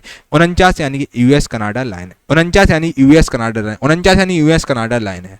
भारत में सती प्रथा का उन्मूलन किस गवर्नर जनरल ने किया है? तो आपका लॉर्ड विलियम बेंटिक ने। सती प्रथा जो आपकी रोक सती प्रथा जो प्रथा थी उस पर रोक लगा दिया था। इस पर मेन योगदान था राजा राम मोहन राय का था, जो कि ब्रह्म समाज के संस्थापक थे। अब सती प्रथा क्या होती थी? जो पति की चिता पर पत्नी का जलना सती प्रथा थी। साथियों कितने मैं आपको चीज़ें ऐसी बता रहा हूँ जो कोई आपको बिल्कुल कोई ऐसा नहीं बताएगा। इतना तगड़ा एक्सप्रेशन मैं लेके आया हूँ। आप वीडियो को लाइक आपको जरूर करना है यार बच्चा। इसे अमानवीय प्रथा मान लिया गया था। राजा राम मोहन राय ने इसके खिलाफ आंदोलन भी किया था और 1829 में लॉर्ड विलियम बेंटिक ने इसे खत्म कर दिया था। ठीक है, एग्जाम में बहुत बहुत इंपॉर्टेंट, लॉर्ड विलियम बेंटिक ने साथियों सती प्रथा पर रोक लगा दी थी। ठीक है, यह सामाजिक सुधार का बड़ा कदम था। बेंटिक बेनोन सती, बेंटिक यानी कि बेनोन सती, बेंटिक यानी कि बेनोन सती, इनने सती प्रथा पर रोक लगाई थी। गोल गुम्बद कहाँ पर स्थित है? तो गोल गुम्बद भाई साहब की कर्नाटक के बीजापुर में स्थित है। गोल गुम्बद बीजापुर कर्नाटक में स्थित है और यह मोहम्मद आदिल शाह ने इसको बनवाया था। मोहम्मद आदिल शाह ने बनवाया था। यह दुनिया के सबसे बड़ी गुम्बदों में से एक आता है और इसे वास्तुकला का चमत्कार भी माना जाता है। सबसे बड़ी गुम्बदों में आता है, वास्तुकला का चमत्कार माना जाता है इसे। और इसे डेक्कन का ताजमहल भी हम लोग इसको कहते हैं, डेक्कन का ताजमहल भी इसको हम लोग कहते हैं। ठीक है, गोल गुम्बद, गोल गुम्बद यानी कि बीजापुर का ताज, गोल गुम्बद यानी कि बीजापुर का ताज। ठीक है, याद रखना। सेब में बैक्टीरिया से होने वाला रोग जो कि फायर ब्लाइट, जो कि सेब में बैक्टीरिया से होने वाला रोग है। और फायर ब्लाइट बैक्टीरिया जो बैक्टीरिया जो एरबेनिया एमिलोबला से होता है। इसी पेड़ की शाखाएं जलाने जैसी दिखती हैं। इसमें पेड़ की शाखाएं आपकी जलने जैसी दिखती हैं, जैसे पेड़ की शाखा जल रही वैसी दिखती है आपकी। ठीक है, फायर ब्लाइट से होता है। यह फलों और फूलों को नुकसान पहुंचाता है। इसे जो सेब और नाशपाती में सामान्य होता है, सेब और नाशपाती में समान होता है। इसके उत्पादन बहुत कम हो जाता है। इससे क्या उत्पादन बहुत ही कम हो जाता है। एप्पल डिसीज यानी कि फायर ब्लाइट है। भारत में राष्ट्रीय आय की गणना सबसे पहले दादा भाई नेहरू ने कही है। और दादा भाई नेहरू को हम लोग भारतीय अर्थशास्त्र के जनक के नाम से जानते हैं। भारतीय अर्थशास्त्र के जनक थे दादा भाई नेहरू जी। यहाँ से एग्जाम में एक क्वेश्चन आता है, भारतीय अर्थशास्त्र के जनक कौन है? एक और क्वेश्चन तो दादा भाई नेहरू जी हैं। इन्होंने पहली बार राष्ट्रीय आय का अनुमान लगाया था। उन्होंने ड्रेन ऑफ वेल्थ सिद्धांत भी इन्होंने ही दिया था। इनकी पुस्तक है poverty and un British rule in India, इनकी पुस्तक है। ये भारतीय राष्ट्रीय कांग्रेस संस्थापकों में भी थे। नेशनल इनकम एस्टीमेट जो कि दादा भाई नेहरू जी ने दी थी। निम्न में से कौन रक्त परिसंचरण तंत्र का अंग नहीं है? तो बड़ी आंत रक्त जो परिसंचरण अंग है उसका भाग नहीं है, बड़ी आंत। परिसंचरण तंत्र में आपका हृदय आता है, रक्त आता है, धमनियाँ आती हैं, सिराएँ आती हैं। यह शरीर में ऑक्सीजन और पोषण पहुँचाता है। बड़ी आंत पाचन तंत्र का हिस्सा है। इसका कार्य होता है पानी और नमक अवशोषण करना, इसका मेन मोटिव होता है, इसलिए यह सर्कुलेटरी सिस्टम का हिस्सा नहीं है। सर्कुलेशन करता है हार्ट प्लस ब्लड का, ना कि इंटेस्टाइन में करता है। सर्कुलेशन करता है हार्ट प्लस ब्लड का, ना कि इंटेस्टाइन। ठीक है, तो बड़ी आंत आपका आंसर हो जाएगा। ठीक है, तो सर्कुलेशन करता है हार्ट प्लस ब्लड का सर्कुलेशन करता है, ना कि इंटेस्टाइन का। तो ठीक है, जलियांवाला बाग हत्याकांड किस बादशाह के दौरान हुआ? तो ये आपके लॉर्ड चेम्सफोर्ड के समय हुआ था जलियांवाला बाग हत्याकांड। और जलियांवाला बाग नरसंहार 1919 में हुआ, उसके समय बादशाह लॉर्ड चेम्सफोर्ड थे। और जनरल डायर ने इस पर लोगों पर अंधाधुंध गोली चलवाई, जिसमें हजारों लोग मारे गए थे। और इसमें स्वतंत्रता आंदोलन में नया मोड़ हो गया था। यह घटना विश्व भर में चर्चित हो गई थी, जलियांवाला बाग हत्याकांड। जलियांवाला बाग यानी कि डायर प्लस चेम्सफोर्ड। ठीक है, संयुक्त राष्ट्र सुरक्षा परिषद का मुख्यालय जो कि न्यूयॉर्क में स्थित है। ठीक है, डबल हो रहा है क्वेश्चन, क्या चक्कर है यार? ये वाला मैं आपको बता चुका हूँ, ये बार डबल हो गया है कॉफी आई थिंक। चलिए, नई भारतीय ध्वज संहिता किस वर्ष प्रभावी हुई? जो नई भारतीय जो ध्वज संहिता है वो 2002 में प्रभावी हुई थी। फ्लैग कोड ऑफ इंडिया 2002 में लागू हुआ था। इसमें आपके पहले केवल सरकारी भवनों पर झंडा फहराया जा सकता है। अब नागरिक भी झंडा फहरा सकते हैं। इसमें झंडा फहराने के लिए नियम बताए गए हैं। यह राष्ट्रीय गौरव का प्रतीक भी है आपकी जो भारतीय ध्वज संहिता है। ट्रैक है 2002 flag code for you. Bharat का कौन सा राज्य बेनेडियम का प्रमुख उत्पादक है? तो बेनेडियम का प्रमुख उत्पादक आपका अरुणाचल प्रदेश है। और बेनेडियम एक दुर्लभ धातु होती है। बेनेडियम क्या होता है? आप अगर बात ये कर रहे हैं बेनेडियम आखिर क्या होता है, तो एक आपकी दुर्लभ धातु होती है। इसका उपयोग स्टील को मजबूत बनाने के लिए करते हैं हम लोग। भारत में इसका बड़ा भंडार अरुणाचल प्रदेश में हम लोग को देखने को मिलता है। स्टील को मजबूत बनाने के लिए हम लोग बेनेडियम का प्रयोग करते हैं। ठीक है, इससे भारत आयात पर निर्भरता घटा सकता है। यह ऊर्जा क्षेत्र में भी उपयोगी है बेनेडियम। ठीक है, और vanadium value in Arunachal Pradesh. Vanadium valuable in Arunachal Pradesh. Arunachal Pradesh vanadium का सबसे बड़ा उत्पादक राज्य है। और 4 बिट्स के समूह को हम लोग कहते हैं निबल। 4 बिट्स के समूह को हम लोग निबल कहते हैं। 1 बाइट इक्वल टू होते हैं 8, 1 बाइट इक्वल टू 8 बाइट होते हैं। 4 byte equal to half byte यानी कि निबल होता है। कंप्यूटर में डाटा बिट और बाइट्स में मापा जाता है। कंप्यूटर में डाटा होता है वो बिट और बाइट में नापते हैं हम लोग इसको। और 1024 बाइट इक्वल टू 1 KB होता है। यह डिजिटल स्टोरेज का बेसिक यूनिट होता है। ठीक है, नेबल यानी कि हाफ बाइट नेबल, हाफ बाइट यानी कि नेबल होता है, हाफ बाइट नेबल। द्रव्यमान कौन सी राशि? तो आपकी आदर्श राशि यानी कि स्केलर क्वांटिटी आपकी द्रव्यमान होती है, यानी कि मास द्रव्यमान आपकी जो कि आदर्श राशि है। आदर्श राशि भाई साहब कौन कौन आदर्श राशि कौन सी राशि होती हैं? अब मैं आपको एक चीज़ देखिए साथियों, मैं एक क्वेश्चन जरूर लेकिन यहाँ से आपको 3-4 क्वेश्चन क्लियर हो रहे हैं। आप देख रहे होंगे 3 से 4 क्वेश्चन क्लियर हो रहे हैं। अब आदर्श राशि की बात करें, आदर्श राशि में वो आती हैं जिनमें केवल परिमाण होता है, जिनमें केवल परिमाण होता है वो आपकी आदर्श राशि होती हैं। उदाहरण के लिए जैसे द्रव्यमान हुआ, समय हुआ, दूरी हुआ, आयतन हुआ, ऊर्जा हुआ, ये सब आपकी साथियों आदर्श राशि होती हैं। सदस्य राशि कौन सी होती है? जिसमें परिमाण प्लस दिशा दोनों होती हैं, उनको हम सदस्य राशि कहते हैं। उदाहरण के लिए बल, वेग, त्वरण, ये सब आपकी साथियों सदस्य राशि। साथियों वीडियो आपके एग्जाम के लिए very very very most important रहेगी यार। इस वीडियो को बिल्कुल स्किप मत करना वरना आप बहुत पछताने वाले हैं। द्रव्यमान में दिशा का कोई महत्व नहीं होता है। ट्रिक क्या है? मास जो कि मेजर करता है ओनली नो डायरेक्शन। मास यानी कि मेजर ओनली, मास यानी कि मेजर ओनली, मेजर करता है केवल डायरेक्शन नहीं होता है मास में। ठीक है। एनएनपी यानी कि नेट नेशनल प्रोडक्ट क्या है? तो ये आपका NNP equal to GNP minus definition का सूत्र होता है, इकोनॉमिक्स का है पार्ट। तो जीएनपी यानी कि होता है full form gross national product, इसका फुल फॉर्म होता है। और एनएनपी यानी कि होता है नेट नेशनल प्रोडक्ट, इसका फुल फॉर्म होता है। साथ ही देख सकते हैं आप एक्सपीरियंस में कितने तगड़े तरीके से आपको मैं बताया है मैंने, ताकि आपको दिक्कत ना हो। डेप्रिसिएशन मतलब डेप्रिसिएशन होता है मशीनों आदि का मूल्य ह्रास, यानी कि डेप्रिसिएशन यानी कि कोई भी चीज़ का मूल्य ह्रास होना वो डेप्रिसिएशन होता है। एनएनपी इक्वल होता है जीएनपी माइनस डेप्रिसिएशन सूत्र होता है। ये आपका एनटीपीसी 2021 में साथियों क्वेश्चन पूछा गया है। 2021 में क्वेश्चन पूछा साथियों जितने भी मैं क्वेश्चन करा रहा हूँ ईएलपी, आपके एनटीपीसी, ग्रुप डी और कई एग्जाम में क्वेश्चन पूछे गए हैं, बस वही मैं क्वेश्चन लेके आया हूँ। ऐसा नहीं बहुत इजी क्वेश्चन कराए हैं आपको। जो रियलिटी यही है भाई, जो इंपॉर्टेंट है बस वही मैं आपको करा रहा हूँ, फालतू क्वेश्चन नहीं करा रहा हूँ बच्चा मैं आपको, है ना। यह देश का की असली उत्पादन क्षमता दिखाता है। यह नेशनल इनकम का आधार भी है। NNP equal to the GNP minus price गिरावट। एनएनपी यानी कि जीएनपी माइनस प्राइस गिरावट, जीएनपी माइनस प्राइस गिरावट। ये ट्रिक छोटी मोटी ट्रिक आप समझ सकते हैं। मैडम कामा द्वारा स्टटगार्ट में जो फहराया गया जो झंडा है, ये आपका किसने फहराया था? तो आपका इंदुलाल याग्निक ने ये वाला झंडा फहराया था। इंदुलाल याग्निक ने ये झंडा फहराया था। 1907 में दोस्तों मैडम भीकाजी कामा ने जर्मनी के स्टटगार्ट में झंडा फहराया था। और भारतीय इन्होंने 1907 में झंडा फहराया था जर्मनी में। यह विदेशी धरती पर भारतीय तिरंगा का पहला प्रदर्शन था और इसमें चोरी छिपे भारत में लाया गया था ये झंडा। इंदुलाल याग्निक ने इसे ब्रिटिश भारत में पहुंचाया था। यह स्वतंत्र संग्राम का प्रतीक भी बन गया था। कामा फ्लैग यानी याग्निक ने फहराया था। कामा फ्लैग यानी कि याग्निक ने फहराया था। या कामा फ्लैग यानी कि याग्निक भारत लाया था। कामा फ्लैग भीकाजी कामा ने फहराया था, याग्निक इसको भारत लाया था, याग्निक ने भारत लाया। विधान परिषद किन राज्यों में है? विधान परिषद आपके आंध्र प्रदेश में भाई साहब। टोटल 6 राज्यों में आपकी विधान परिषद है। आंध्र प्रदेश, बिहार, कर्नाटक, महाराष्ट्र, तेलंगाना, उत्तर प्रदेश। इन टोटल 6 राज्यों में आपकी साथियों विधान परिषद है। विधान परिषद राज्यों की ऊपरी सदन होती है और सभी राज्यों में नहीं होती है। ये टोटल 6 राज्यों में भाई साहब, और केवल 6 राज्यों में इसे विधान परिषद यानी कि लेजिस्लेटिव काउंसिलिंग भी कहते हैं।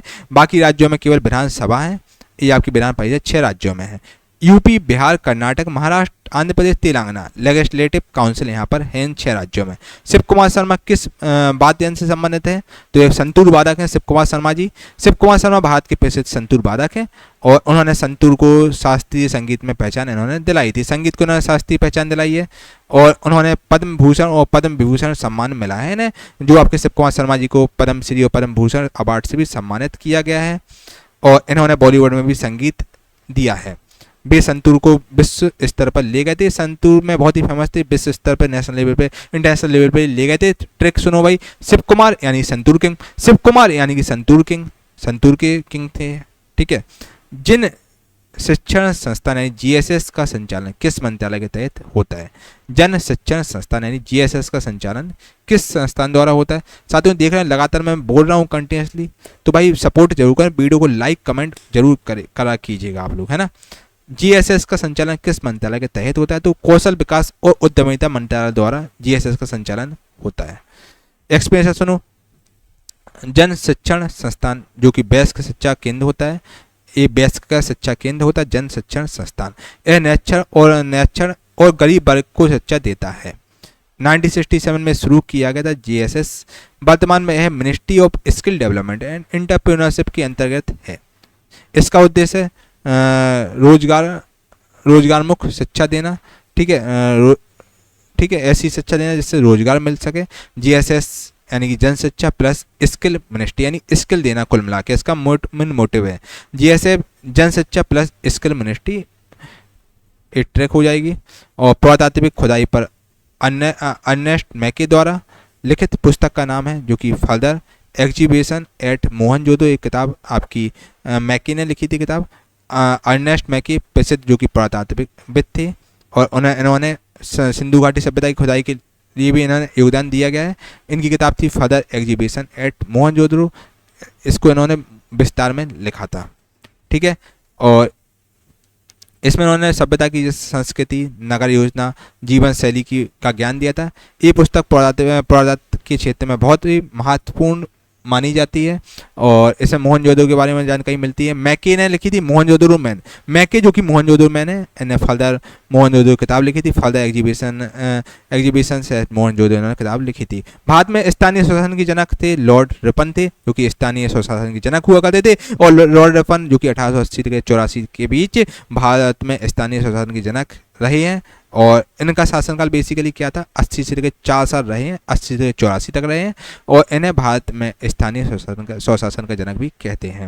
इन्होंने नगरपालिका और जिला बोर्ड को अधिकार दिए थे और इनका उद्देश्य जनता को प्रशासन में शामिल करना था, ठीक है। 1882 में नगरपालिका अधिनियम पास इन्हीं ने किया था और इन्हें लिबरल वाइसराय भी कहते हैं। Local self government Lord Ripon लाए थे, local self government Lord Ripon लाए थे। भारत का संविधान दिवस जो कि 26 नवंबर को संविधान दिवस मनाया जाता है हर साल, और 26 नवंबर 1949 को संविधान सभा ने संविधान को अपनाया था और 26 जनवरी 1950 को लागू हुआ था, ठीक है। 26 नवंबर 1949 को अपनाया गया था और 26 जनवरी 1950 को लागू हुआ था, इसलिए हम रिपब्लिक डे ऑफ इंडिया मनाते हैं। और 2015 में हर साल 26 नवंबर को संविधान दिवस मनाया जाता है। 2015 से हर साल 26 नवंबर को संविधान दिवस मनाया जाता है, ठीक है। याद रखिएगा 2015 से हर साल संविधान दिवस को मनाया जाता है, ठीक है। इसका उद्देश्य नागरिकों को में संवैधानिक मूल्यों का प्रचार करना, इसे लॉ डे भी हम लोग कहते हैं। लॉ डे हर साल 26 नवंबर को मनाया, जब से मोदी गवर्नमेंट आई तब से ये आपका मनाने जाने लगा है हर साल, ठीक है। 26 जनवरी लागू हुआ, 26 नवंबर को स्वीकार किया। 26 जनवरी को लागू हुआ संविधान और 26 नवंबर को स्वीकार किया। चूने के पानी का रासायनिक सूत्र आपका CaOH का होल्टॉइस है, CaOH का होल्टॉइस है। चूना पानी को हम बोलते हैं कैल्शियम हाइड्रोक्साइड बोलते हैं, CaOH का होल्टॉइस होता है कैल्शियम हाइड्रोक्साइड। चूना को बोलते हैं हम कैल्शियम हाइड्रोक्साइड, CaOH कैल्शियम, ठीक है। चूना यानी कैल्शियम और चूना पानी यानी कैल्शियम हाइड्रोक्साइड होता है, ठीक है। चूने का पानी का सूत्र CaOH का होल्टॉइस होता है। यह सफेदी और इमारतों में उपयोग होता है कैल्शियम हाइड्रोक्साइड, इसे हम लोग सिलेक्ट लाइम भी कहते हैं। चूने के पानी का उपयोग हम लोग अम्ल की पहचान में भी करते हैं। CO2 पास करने पर CaCO3 यानी सफ़ेद धुंध देता है। CO2 पास हो जाती है, कार्बन डाइऑक्साइड निकल जाती है तो CaCO3 यानी सफ़ेद धुंध दे देता है। तो CaOH का होल्टॉइस यानी कि बन जाता है CaOH टॉइस यानी कि लाइम वाटर बन जाता है। रॉबर्ट हुक ने आपकी कोशिका यानी कि सेल की खोज की थी, ठीक है। 1665 में रॉबर्ट हुक ने सबसे पहले सेल देखा था। उन्होंने कॉर्क के टुकड़े को माइक्रोस्कोप से देखा था और छोटे छोटे बॉक्स जैसे ढांचे दिए जिसको हम सेल कहते हैं। हालांकि ये मृत कोशिकाएं थीं। जीव विज्ञान का आधार कोशिका होती है। ट्रिक है आपकी हुक से कॉर्क देखना, हुक से कॉर्क देखना यानी कि सेल मिलना। हुक से इन्होंने कॉर्क देखी थी, इस पर सेल मिल गई थी, ठीक है, ठीक है। तो सबसे पहले सेल इन्होंने देखा था यानी कि रॉबर्ट, यानी कि इसकी ट्रिक क्या है, हुक ने हुक से कॉर्क देखा, हुक से कॉर्क देखा यानी कि सेल मिल गया, ठीक है भाई। इन्होंने हुक से कॉर्क देखा, सेल मिल गया। ठीक है, तो रॉबर्ट हुक ने सबसे पहले सेल की खोज की, तो रॉबर्ट हुक ने कॉर्क देखा, इक्वल टू सेल मिला। तो रॉबर्ट हुक ने कॉर्क से सेल को देखा, सेल मिल गया था आपका। ठीक है, कॉर्क से देखा था ना, सेल मिल गया था। भारतीय राष्ट्रीय कांग्रेस की स्थापना जो कि ईओ ह्यूम द्वारा की गई, जो कि 28 दिसंबर 1885 को कांग्रेस की स्थापना की गई थी। ईओ ह्यूम द्वारा स्थापना की। ईओ ह्यूम एक ब्रिटिश आईसीएस अधिकारी थे और इन्होंने 72 प्रतिनिधियों के साथ कांग्रेस की स्थापना की थी। पहला अधिवेशन जो कि बम्बई में हुआ था, और पहले अध्यक्ष थे जिसमें बोमेश चंद्र बनर्जी इसके पहले अध्यक्ष हुआ करते थे। कांग्रेस ने आज़ादी की लड़ाई में मुख्य भूमिका निभाई थी। Hume plus 1985 Congress boom. Hume plus 1985, Hume ने 1985 कांग्रेस की स्थापना की। ह्यूम प्लस 1885 यानी कांग्रेस बूम पे हो गई थी। सांची का स्तूप यूनेस्को की विश्व धरोहर सूची में कब शामिल हुआ? तो ये आपका 1989 में सांची का स्तूप विश्व धरोहर सूची में शामिल हो गया था। सांची स्तूप जो कि मध्य प्रदेश में है आपका है, और इसे सम्राट अशोक ने बनवाया था। यहाँ बुद्ध धर्म से जुड़ी आपकी मूर्तियाँ और तोरण जानकारी मिलती हैं।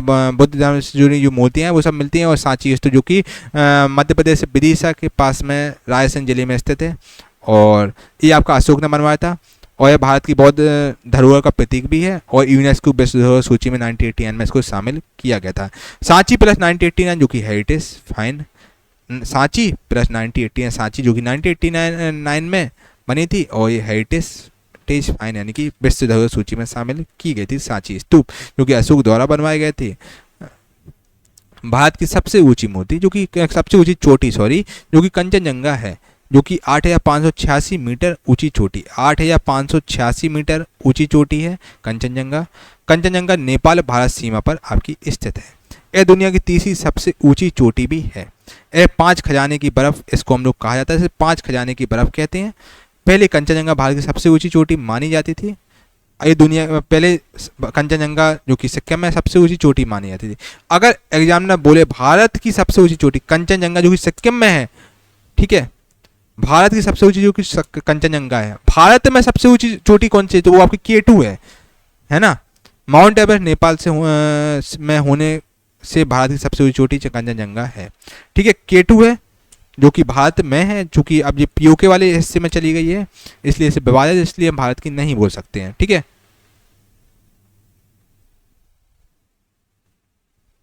ट्रिक क्या है भाई साहब? कंचन यानी कि सोना प्लस ऊंचा यानी सबसे ऊंची चोटी। कंचन यानी कि सोना, कंचन सोना प्लस ऊंचा, ठीक है, यानी सबसे ऊंची चोटी होगी कंचनजंगा। किस चुनाव में महिलाओं के लिए 1/3 सीटें आरक्षित हैं? आगे कौन से चुनाव है जिसमें 1/3 सीटें आरक्षित? तो वो आपके पंचायती राज चुनाव है, उसमें महिलाओं के लिए 1/3 सीटें रिजर्व हैं। जिस आपने देखा होगा भाई साहब प्रधानी के चुनाव में 1/3 रिजर्व सीटें, इसलिए प्रधान लोग अपनी वाइफों को लड़ाते हैं ताकि उन्हें आरक्षण मिल पाए। 73वें संविधान संशोधन जो कि 1992 में हुआ था, उसमें पंचायती राज लागू हुआ था। इसमें महिलाओं के लिए 33% सीटें आरक्षित की गई थी। इसका उद्देश्य था महिलाओं की भागीदारी को बढ़ावा देना। कुछ राज्यों ने 50% तक कर दिया रिजर्वेशन है। ठीक है, यह लोकतंत्र की जड़ों को भी मजबूत करता है। ट्रिक है पंचायत में महिलाओं का 1/3 हिस्सा। पंचायत में महिलाओं का 1/3 हिस्सा। प्रस्तावना में स्वतंत्रता, समानता, बंधुत्व का सिद्धांत ये आपका फ्रांस ने दिया था। और भारतीय संविधान की प्रस्तावना में कई मूल सिद्धांत अन्य देशों से लिए गए हैं। स्वतंत्रता, समानता, बंधुता ये फ्रांस की क्रांति 1789 से ली गई है। लोकतंत्र का विचार सबसे पहले यूएसए से लिया गया था। समाजवाद का यूएसए से आया था समाजवाद का विचार, और न्यायिक समीक्षा का विचार यूएसए से आया था। और ट्रिक क्या है? फ्रीडम, इक्वलिटी, ब्रदरहुड ये फ्रेंच रेवोल्यूशन से आए थे। फ्रीडम, इक्वलिटी, ब्रदरहुड ये सब आपके फ्रेंच रेवोल्यूशन से आए थे, लिए गए हैं। और रूर क्षेत्र किस देश का प्रमुख औद्योगिक क्षेत्र है? तो ये जर्मनी का है। ठीक है, जर्मनी का बहुत ही फेमस औद्योगिक क्षेत्र है, इंडस्ट्री क्षेत्र है आपका। रूर वैली जो आपकी रूर वैली है जो कि जर्मनी का सबसे बड़ा औद्योगिक क्षेत्र है। यहाँ पर कोयला, लोहा और इस्पात उद्योग हैं। ठीक है, रूर में इसे हम लोग इंडस्ट्रियल हार्टलैंड ऑफ जर्मनी भी कहते हैं। और एग्जाम में पूछा जा सकता है इंडस्ट्रियल हार्टलैंड ऑफ जर्मनी हम लोग किसको कहते हैं? क्षेत्र को रूर को कहते हैं। और प्रथम और द्वितीय विश्व युद्ध में इसका महत्व बहुत था। यह जर्मनी की आर्थिक रीढ़ है। और रूर यानी जर्मनी इंडस्ट्रियल रूट, रूर यानी जर्मनी इंडस्ट्रियल रूट। इसकी ट्रिक है किस राज्य के शासक के निर्वासन को शरीर से आत्मा निकालना कहा गया है? तो अवध रियासत को कहा गया है। किस राज्य के शासन के निर्वासन को शरीर से आत्मा निकालना कहा गया? तो अवध रियासत को कहा गया है, अवध के शासनकाल को कहा गया है। 1956 में दोस्तों अवध के नवाब वाजिद अली शाह को अंग्रेजों ने हटाया था। इसे शरीर से आत्मा निकालने ऐसा बताया गया है। कारण था अंग्रेजों ने ऐसे छीन कर जनता को दुखी किया था। बेसिकली इसमें क्या था भाई साहब, ये कमजोर थे शासक और मतलब छीन लिया था शासन इन्होंने और जनता को दुखी कर दिया था। ठीक है, 1857 के विद्रोह का एक बड़ा कारण भी आपका अवध की रियासत बनी थी बेसिकली। ठीक है, और बहुत लंबी स्टोरी मैं बताऊंगा, लॉर्ड डलहौजी ने किया था। ठीक है, लॉर्ड डलहौजी ने कहा था कि अवध रियासत ऐसी में चेरी की तरह मेरे मुंह में आ गई है। अवध का सांस्कृतिक महत्व बहुत अधिक था। अवध गया आत्मा गई, अवध गया आत्मा गई। पित्तरस यानी कि बाइल जूस शरीर के किस अंग से निकलता है? तो ये आपका यकृत से निकलता है, लीवर से निकलता है। साथियों में 20 नंबर वाली सीरीज, लेकिन साथियों इसमें हमने जीके की साइंस के भी कुछ क्वेश्चन डालें ताकि आपका थोड़ा बहुत रिदम बना रहे। 4 से 5 क्वेश्चन आपको साइंस के ही इसमें देखने को बच्चे मिल जाएंगे, है ना। लीवर शरीर की सबसे बड़ी ग्रंथि है लीवर। यह पित्तरस यानी कि बाइल जूस बनाता है लीवर आपका। पित्त में पित्त लबक यानी कि बाइल साल्ट होते हैं। यह वसा के पाचन में मदद करता है। पित्तरस यानी गाल ब्लैडर में संग्रहित होता है।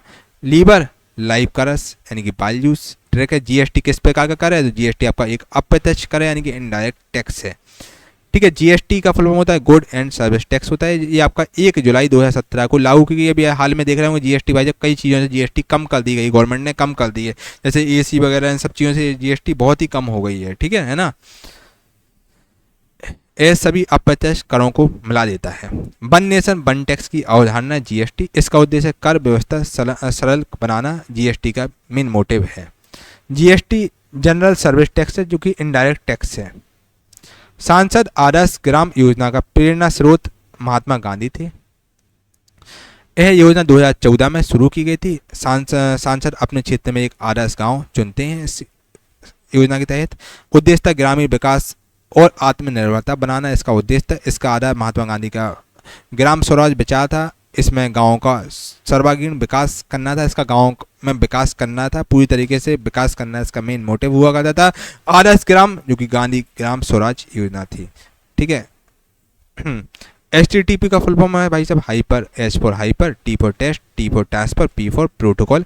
इसका फुल फॉर्म होता है हाइपर टेस्ट ट्रांसफर प्रोटोकॉल, इसका फुल फॉर्म होता है। इंटरनेट का बुनियादी प्रोटोकॉल है। वेबसाइट खोलने के लिए HTTPS का प्रयोग होता है।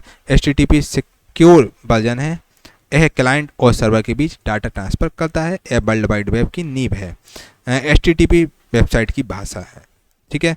किस द्वीप समूह में 12 प्रबल द्वीप यानी कि 12 प्रबल द्वीप यानी कोरल आइसलैंड है? तो लक्षद्वीप में 12 प्रबल द्वीप यानी कि 12 कोरल आइसलैंड है। ठीक है, लक्षद्वीप में। ठीक है, लक्षद्वीप भारत का सबसे छोटा केंद्र शासित प्रदेश भी है, सबसे छोटा द्वीप समूह भी है। इसमें टोटल आपके 36 द्वीप हैं, जिसमें 12 जो प्रबल द्वीप हैं यानी सक्रिय द्वीप हैं जहां लोग जा सकते हैं। यहाँ नारियल और मछली पकड़ना इनका मेन मोटिव है, मुख्य व्यवसाय है। यहाँ पर जो लोग रहते हैं बच्चा वो लोग नारियल की खेती का, नारियल के पेड़ लगाते हैं और मछली पकड़ते हैं।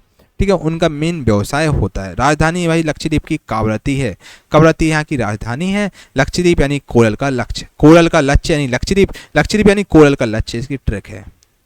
कांग्रेस ने दिसंबर 1920 में असहयोग आंदोलन कहाँ अंगीकृत किया था?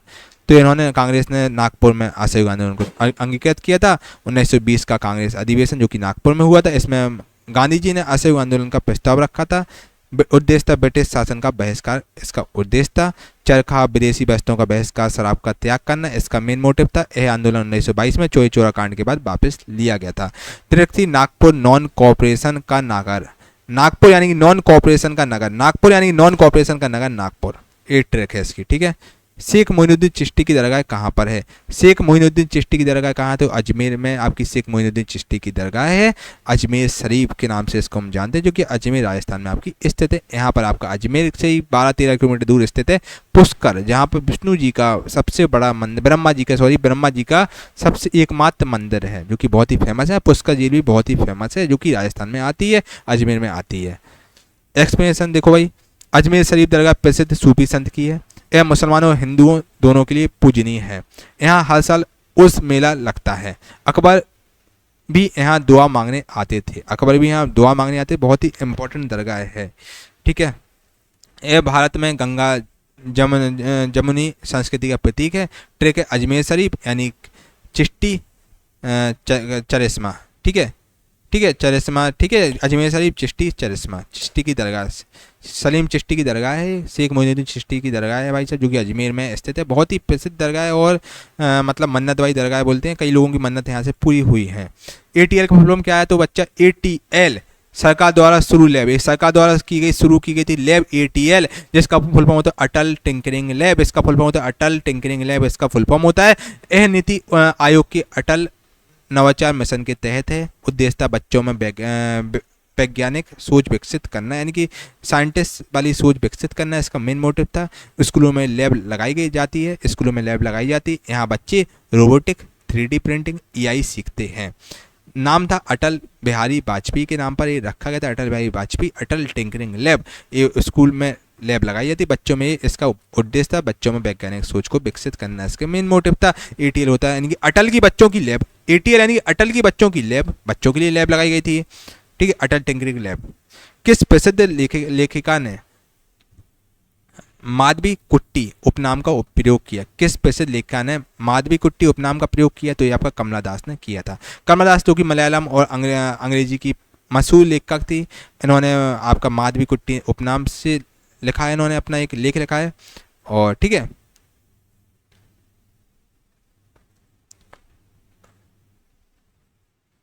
और जो इनकी आपकी कविताएं और कहानियां नारी जीवन पर आधारित है, और इन्होंने साहित्य अकादमी पुरस्कार भी इन्हें मिल चुका है। और इन्हें साथ ही आपका इंडियन कमला सूर्या भी कहा जाता है, इंडियन कमला सूर्या भी इन्हें कहते हैं। और कमला दास ने भाई साहब जो पैसे लिखा, जो माधवी कुट्टी आपका जो मन्नास है वो कमला दास ने दिया था। ठीक है, और ट्रैक है आपका माधवी कुट्टी जो कि कमला दास की पहचान, माधवी कुट्टी जो कि कमला दास की पहचान थी, एक कमला दास ने लिखा है। ठीक है, सर्वग्राही रक्त समूह आपका AB है, सर्वग्राही है ये आप किसी को भी ब्लड दे सकते हैं। AB रक्त समूह किसी भी रक्त समूह का रक्त ग्रहण कर सकता है। ठीक है, रक्त हम कोई भी सर्वग्राही, हम किसी का भी रक्त ग्रहण कर सकते हैं, AB ब्लड ग्रुप वाले लोग। इसे यूनिवर्सल रेसिपेंट कहते हैं। O समूह यूनिवर्सल डोनर होता है, हम किसी को भी डोनेट कर सकते हैं। हम AB वाले हम किसी से भी कोई भी ब्लड ले सकते हैं अंदर। रक्त में कंपैटिबिलिटी बहुत जरूरी है। अब एग्जाम में आता है भाई यूनिवर्सल डोनर कौन सा ब्लड ग्रुप है, तो वो आपका O समूह है। ABO समूह की खोज कार्ल लैंडस्टीनर ने की थी। ABO समूह की जो खोज है कार्ल लैंडस्टीनर ने इसकी खोज की थी, याद रखना है। AB इक्वल टू होता है ऑल ब्लड ले सकता है, AB यानी कि जो कि ऑल ब्लड ले सकता है, AB यानी कि ऑल ब्लड ले सकता है। ठीक है, भारत का पहला सुपर कंप्यूटर आपका जो कि परम 8000 जो कि भारत का पहला सुपर कंप्यूटर है, और भारत ने पहला सुपर कंप्यूटर 1999 में बनाया था। इसका नाम परम 8000 रखा गया। इसको सीडेक जो कि सीडेक पुणे है, यानी कि centre for development of advance computing है, इसने इसको बनाया था। और इसका नेतृत्व वैज्ञानिक विजय भटकर ने नेतृत्व किया था। यह भारत की टेक्नोलॉजी में बड़ी उपलब्धि थी। परम 8000 1991 में बनाया गया था। परम यानी कि पावरफुल एडवांस मशीन, परम यानी कि पावरफुल एडवांस मशीन, परम यानी कि पावरफुल एडवांस मशीन जो कि सीडेक द्वारा विकसित किया गया था 1991 में, याद रखिएगा। ये सुपर कंप्यूटर था। जिम कॉर्बेट राष्ट्रीय उद्यान किसके लिए संरक्षित है? जिम कॉर्बेट राष्ट्रीय उद्यान जो कि बाघों के लिए, टाइगर के लिए फेमस है, जो कि आपका सबसे पुराना राष्ट्रीय उद्यान है, जो कि आपका रामनगर में स्थित है, नैनीताल के पास में रामनगर में स्थित है, और ये उत्तराखंड में स्थित है। 1936 में हेली नेशनल पार्क के नाम से इसको स्थापित हुआ था, फिर इसका जिम कॉर्बेट नाम रख दिया गया था। अब इसका नाम, अब आपको कमेंट बॉक्स में बताना है जिम कॉर्बेट राष्ट्रीय उद्यान का नाम क्या चेंज हो गया है, क्या चेंज हो गया है। ठीक है, चेंज होकर क्या हो गया जिम कॉर्बेट राष्ट्रीय उद्यान का। और बाद में जिम कॉर्बेट शिकारी और संरक्षणवादी के नाम पर रखा गया था, जो कि शिकारी था और संरक्षण वाइल्ड फॉरेस्ट कंजर्वेटिव भी हुआ करता था। यह प्रोजेक्ट टाइगर का पहला राष्ट्रीय उद्यान था। प्रोजेक्ट टाइगर बेसिकली टाइगरों का रखरखाव करना, टाइगरों को बचाना था। यहाँ हाथी, हिरण और पक्षी भी पाए जाते हैं। बहुत ही बड़ा राष्ट्रीय उद्यान है, भारत का सबसे बड़ा राष्ट्रीय उद्यान है जिम कॉर्बेट नेशनल पार्क, जो कि नैनीताल के पास में स्थित है, रामनगर में स्थित। रामनगर से आपका 11 किलोमीटर दूर स्थित है आपका जिम कॉर्बेट नेशनल पार्क। और कॉर्बेट यानी tiger carpet, tiger carpet, Corbett यानी कि टाइगर कार्पेट, टाइगर के लिए फेमस है। ठीक है, किस देश में सबसे सफल सहकारी कृषि है? आज का आखिरी प्रश्न है भाई साहब, ये वेरी इंपॉर्टेंट। किस देश में सबसे सफल सहकारी कृषि है? तो डेनमार्क की सबसे सफल सहकारी कृषि है डेनमार्क की। याद रखिएगा, डेनमार्क की सबसे सफल सहकारी कृषि है डेनमार्क की। साथियों 100 क्वेश्चन हमने आपको करा दिए जो कि आपके एग्जाम के लिए बहुत इंपॉर्टेंट है। डेनमार्क में किसानों ने कोऑपरेशन फार्मिंग मॉडल अपनाया है और इसमें किसान मिलकर खेती करते हैं। कोऑपरेशन जैसे अमूल है, वैसे ही साथियों डेनमार्क के जो किसानों ने आपका कोऑपरेशन फार्मिंग मॉडल अपनाया, इसमें किसान मिलकर खेती करते हैं। उत्पादन और मुनाफा इसमें सब में बढ़ जाता है, उत्पादन और मुनाफा सब में बढ़ जाता है। इसमें कृषि उत्पादन में बहुत सफलता मिलती है। इसे विश्व का सबसे सफल कोऑपरेशन फार्मिंग भी माना जाता है। सबसे सफल कोऑपरेशन फार्मिंग है। इसमें क्या होता है भाई, सब मिलजुल के खेती करेंगे तो ऑब्वियसली कृषि उत्पादन में बहुत सफलता मिलेगी। तो डेनमार्क यानी कि डेयरी प्लस फार्मिंग में किंग है। डेयरी प्लस फार्मिंग में डेनमार्क किंग है। डेनमार्क यानी डेयरी प्लस फार्मिंग में किंग है डेनमार्क। ठीक है, तो आपका कोऑपरेशन फार्मिंग मॉडल इसी ने अपनाया था डेनमार्क ने। यहाँ की खेती सबसे सफल है, सबसे सफल सहकारी कृषि आपकी डेनमार्क की है। ठीक है साथियों, आज की पर्टिकुलर वीडियो में हमने आपसे टॉप 100 क्वेश्चन चर्चा की जो आपके एग्जाम के लिए बहुत बहुत इंपॉर्टेंट थे। बच्चा रोज हम आपको 9 बजे रोज आपकी सीरीज लाएंगे, 9 बजे की रात को सीरीज आएगी जो आपके एग्जाम के लिए बहुत बहुत ज़्यादा इंपॉर्टेंट रहेगी भाई साहब। ठीक है, आपको आखिरी मोड़ में सफलता दिलाने का काम करेगी। आपको साथियों जीके आप कुछ ना भी पढ़वा तो आपको जीके के हमारी जो टॉप 100 वाली क्वेश्चन की सीरीज है इसको आपको शुरू से लेकर एंड तक ये वीडियो को देखना है। एक बार नहीं 2 बार देखो, ये क्वेश्चन बहुत इंपॉर्टेंट। रेलवे में जितने भी आपके ELP, NTPC, ग्रुप डी, इन सब एग्जाम में क्वेश्चन यहाँ से पूछे गए हैं क्योंकि बेसिकली ये सब क्वेश्चन वहीं से रखे गए हैं। प्रीवियस ईयर क्वेश्चन साथियों सीरीज है, बहुत इंपॉर्टेंट है। 1 सवा घंटे की वीडियो रहेगी जो कि आपके एग्जाम के लिए बहुत बहुत इंपॉर्टेंट साबित होगी। ठीक है साथियों, इस सीरीज को रोज आप देखिएगा भाई, जब परमानेंट देखिएगा आप साथियों, यकीन मानिए 20 में 20 नंबर कोई नहीं रोकेगा आपको। ठीक है, बहुत इंपॉर्टेंट चीज़ आपके एग्जाम के लिए रहेगी। आगे हम लोग अब इसमें करंट अफेयर क्वेश्चन भी अपडेट करने वाले हैं। ठीक है भाई, तो साथियों वीडियो अच्छी लगे तो लाइक जरूर करो, एक कमेंट करके जरूर बताओ कैसा आपको वीडियो लगा। इस वीडियो को एक व्हाट्सएप ग्रुप में जरूर शेयर करें, इससे मोटिवेशन मिलता है, आगे हम आपके लिए कंटेंट बना पाते हैं। ठीक है, और भी सीरीज ला पाते हैं, तो लाइक कमेंट शेयर जरूर कीजिएगा। चलिए दोस्तों, मिलते हैं कल की वीडियो में, तब तक के लिए thank you for watching this video. आपका दिन शुभ हो और thank you for watching this video. जय हिंद, जय भारत।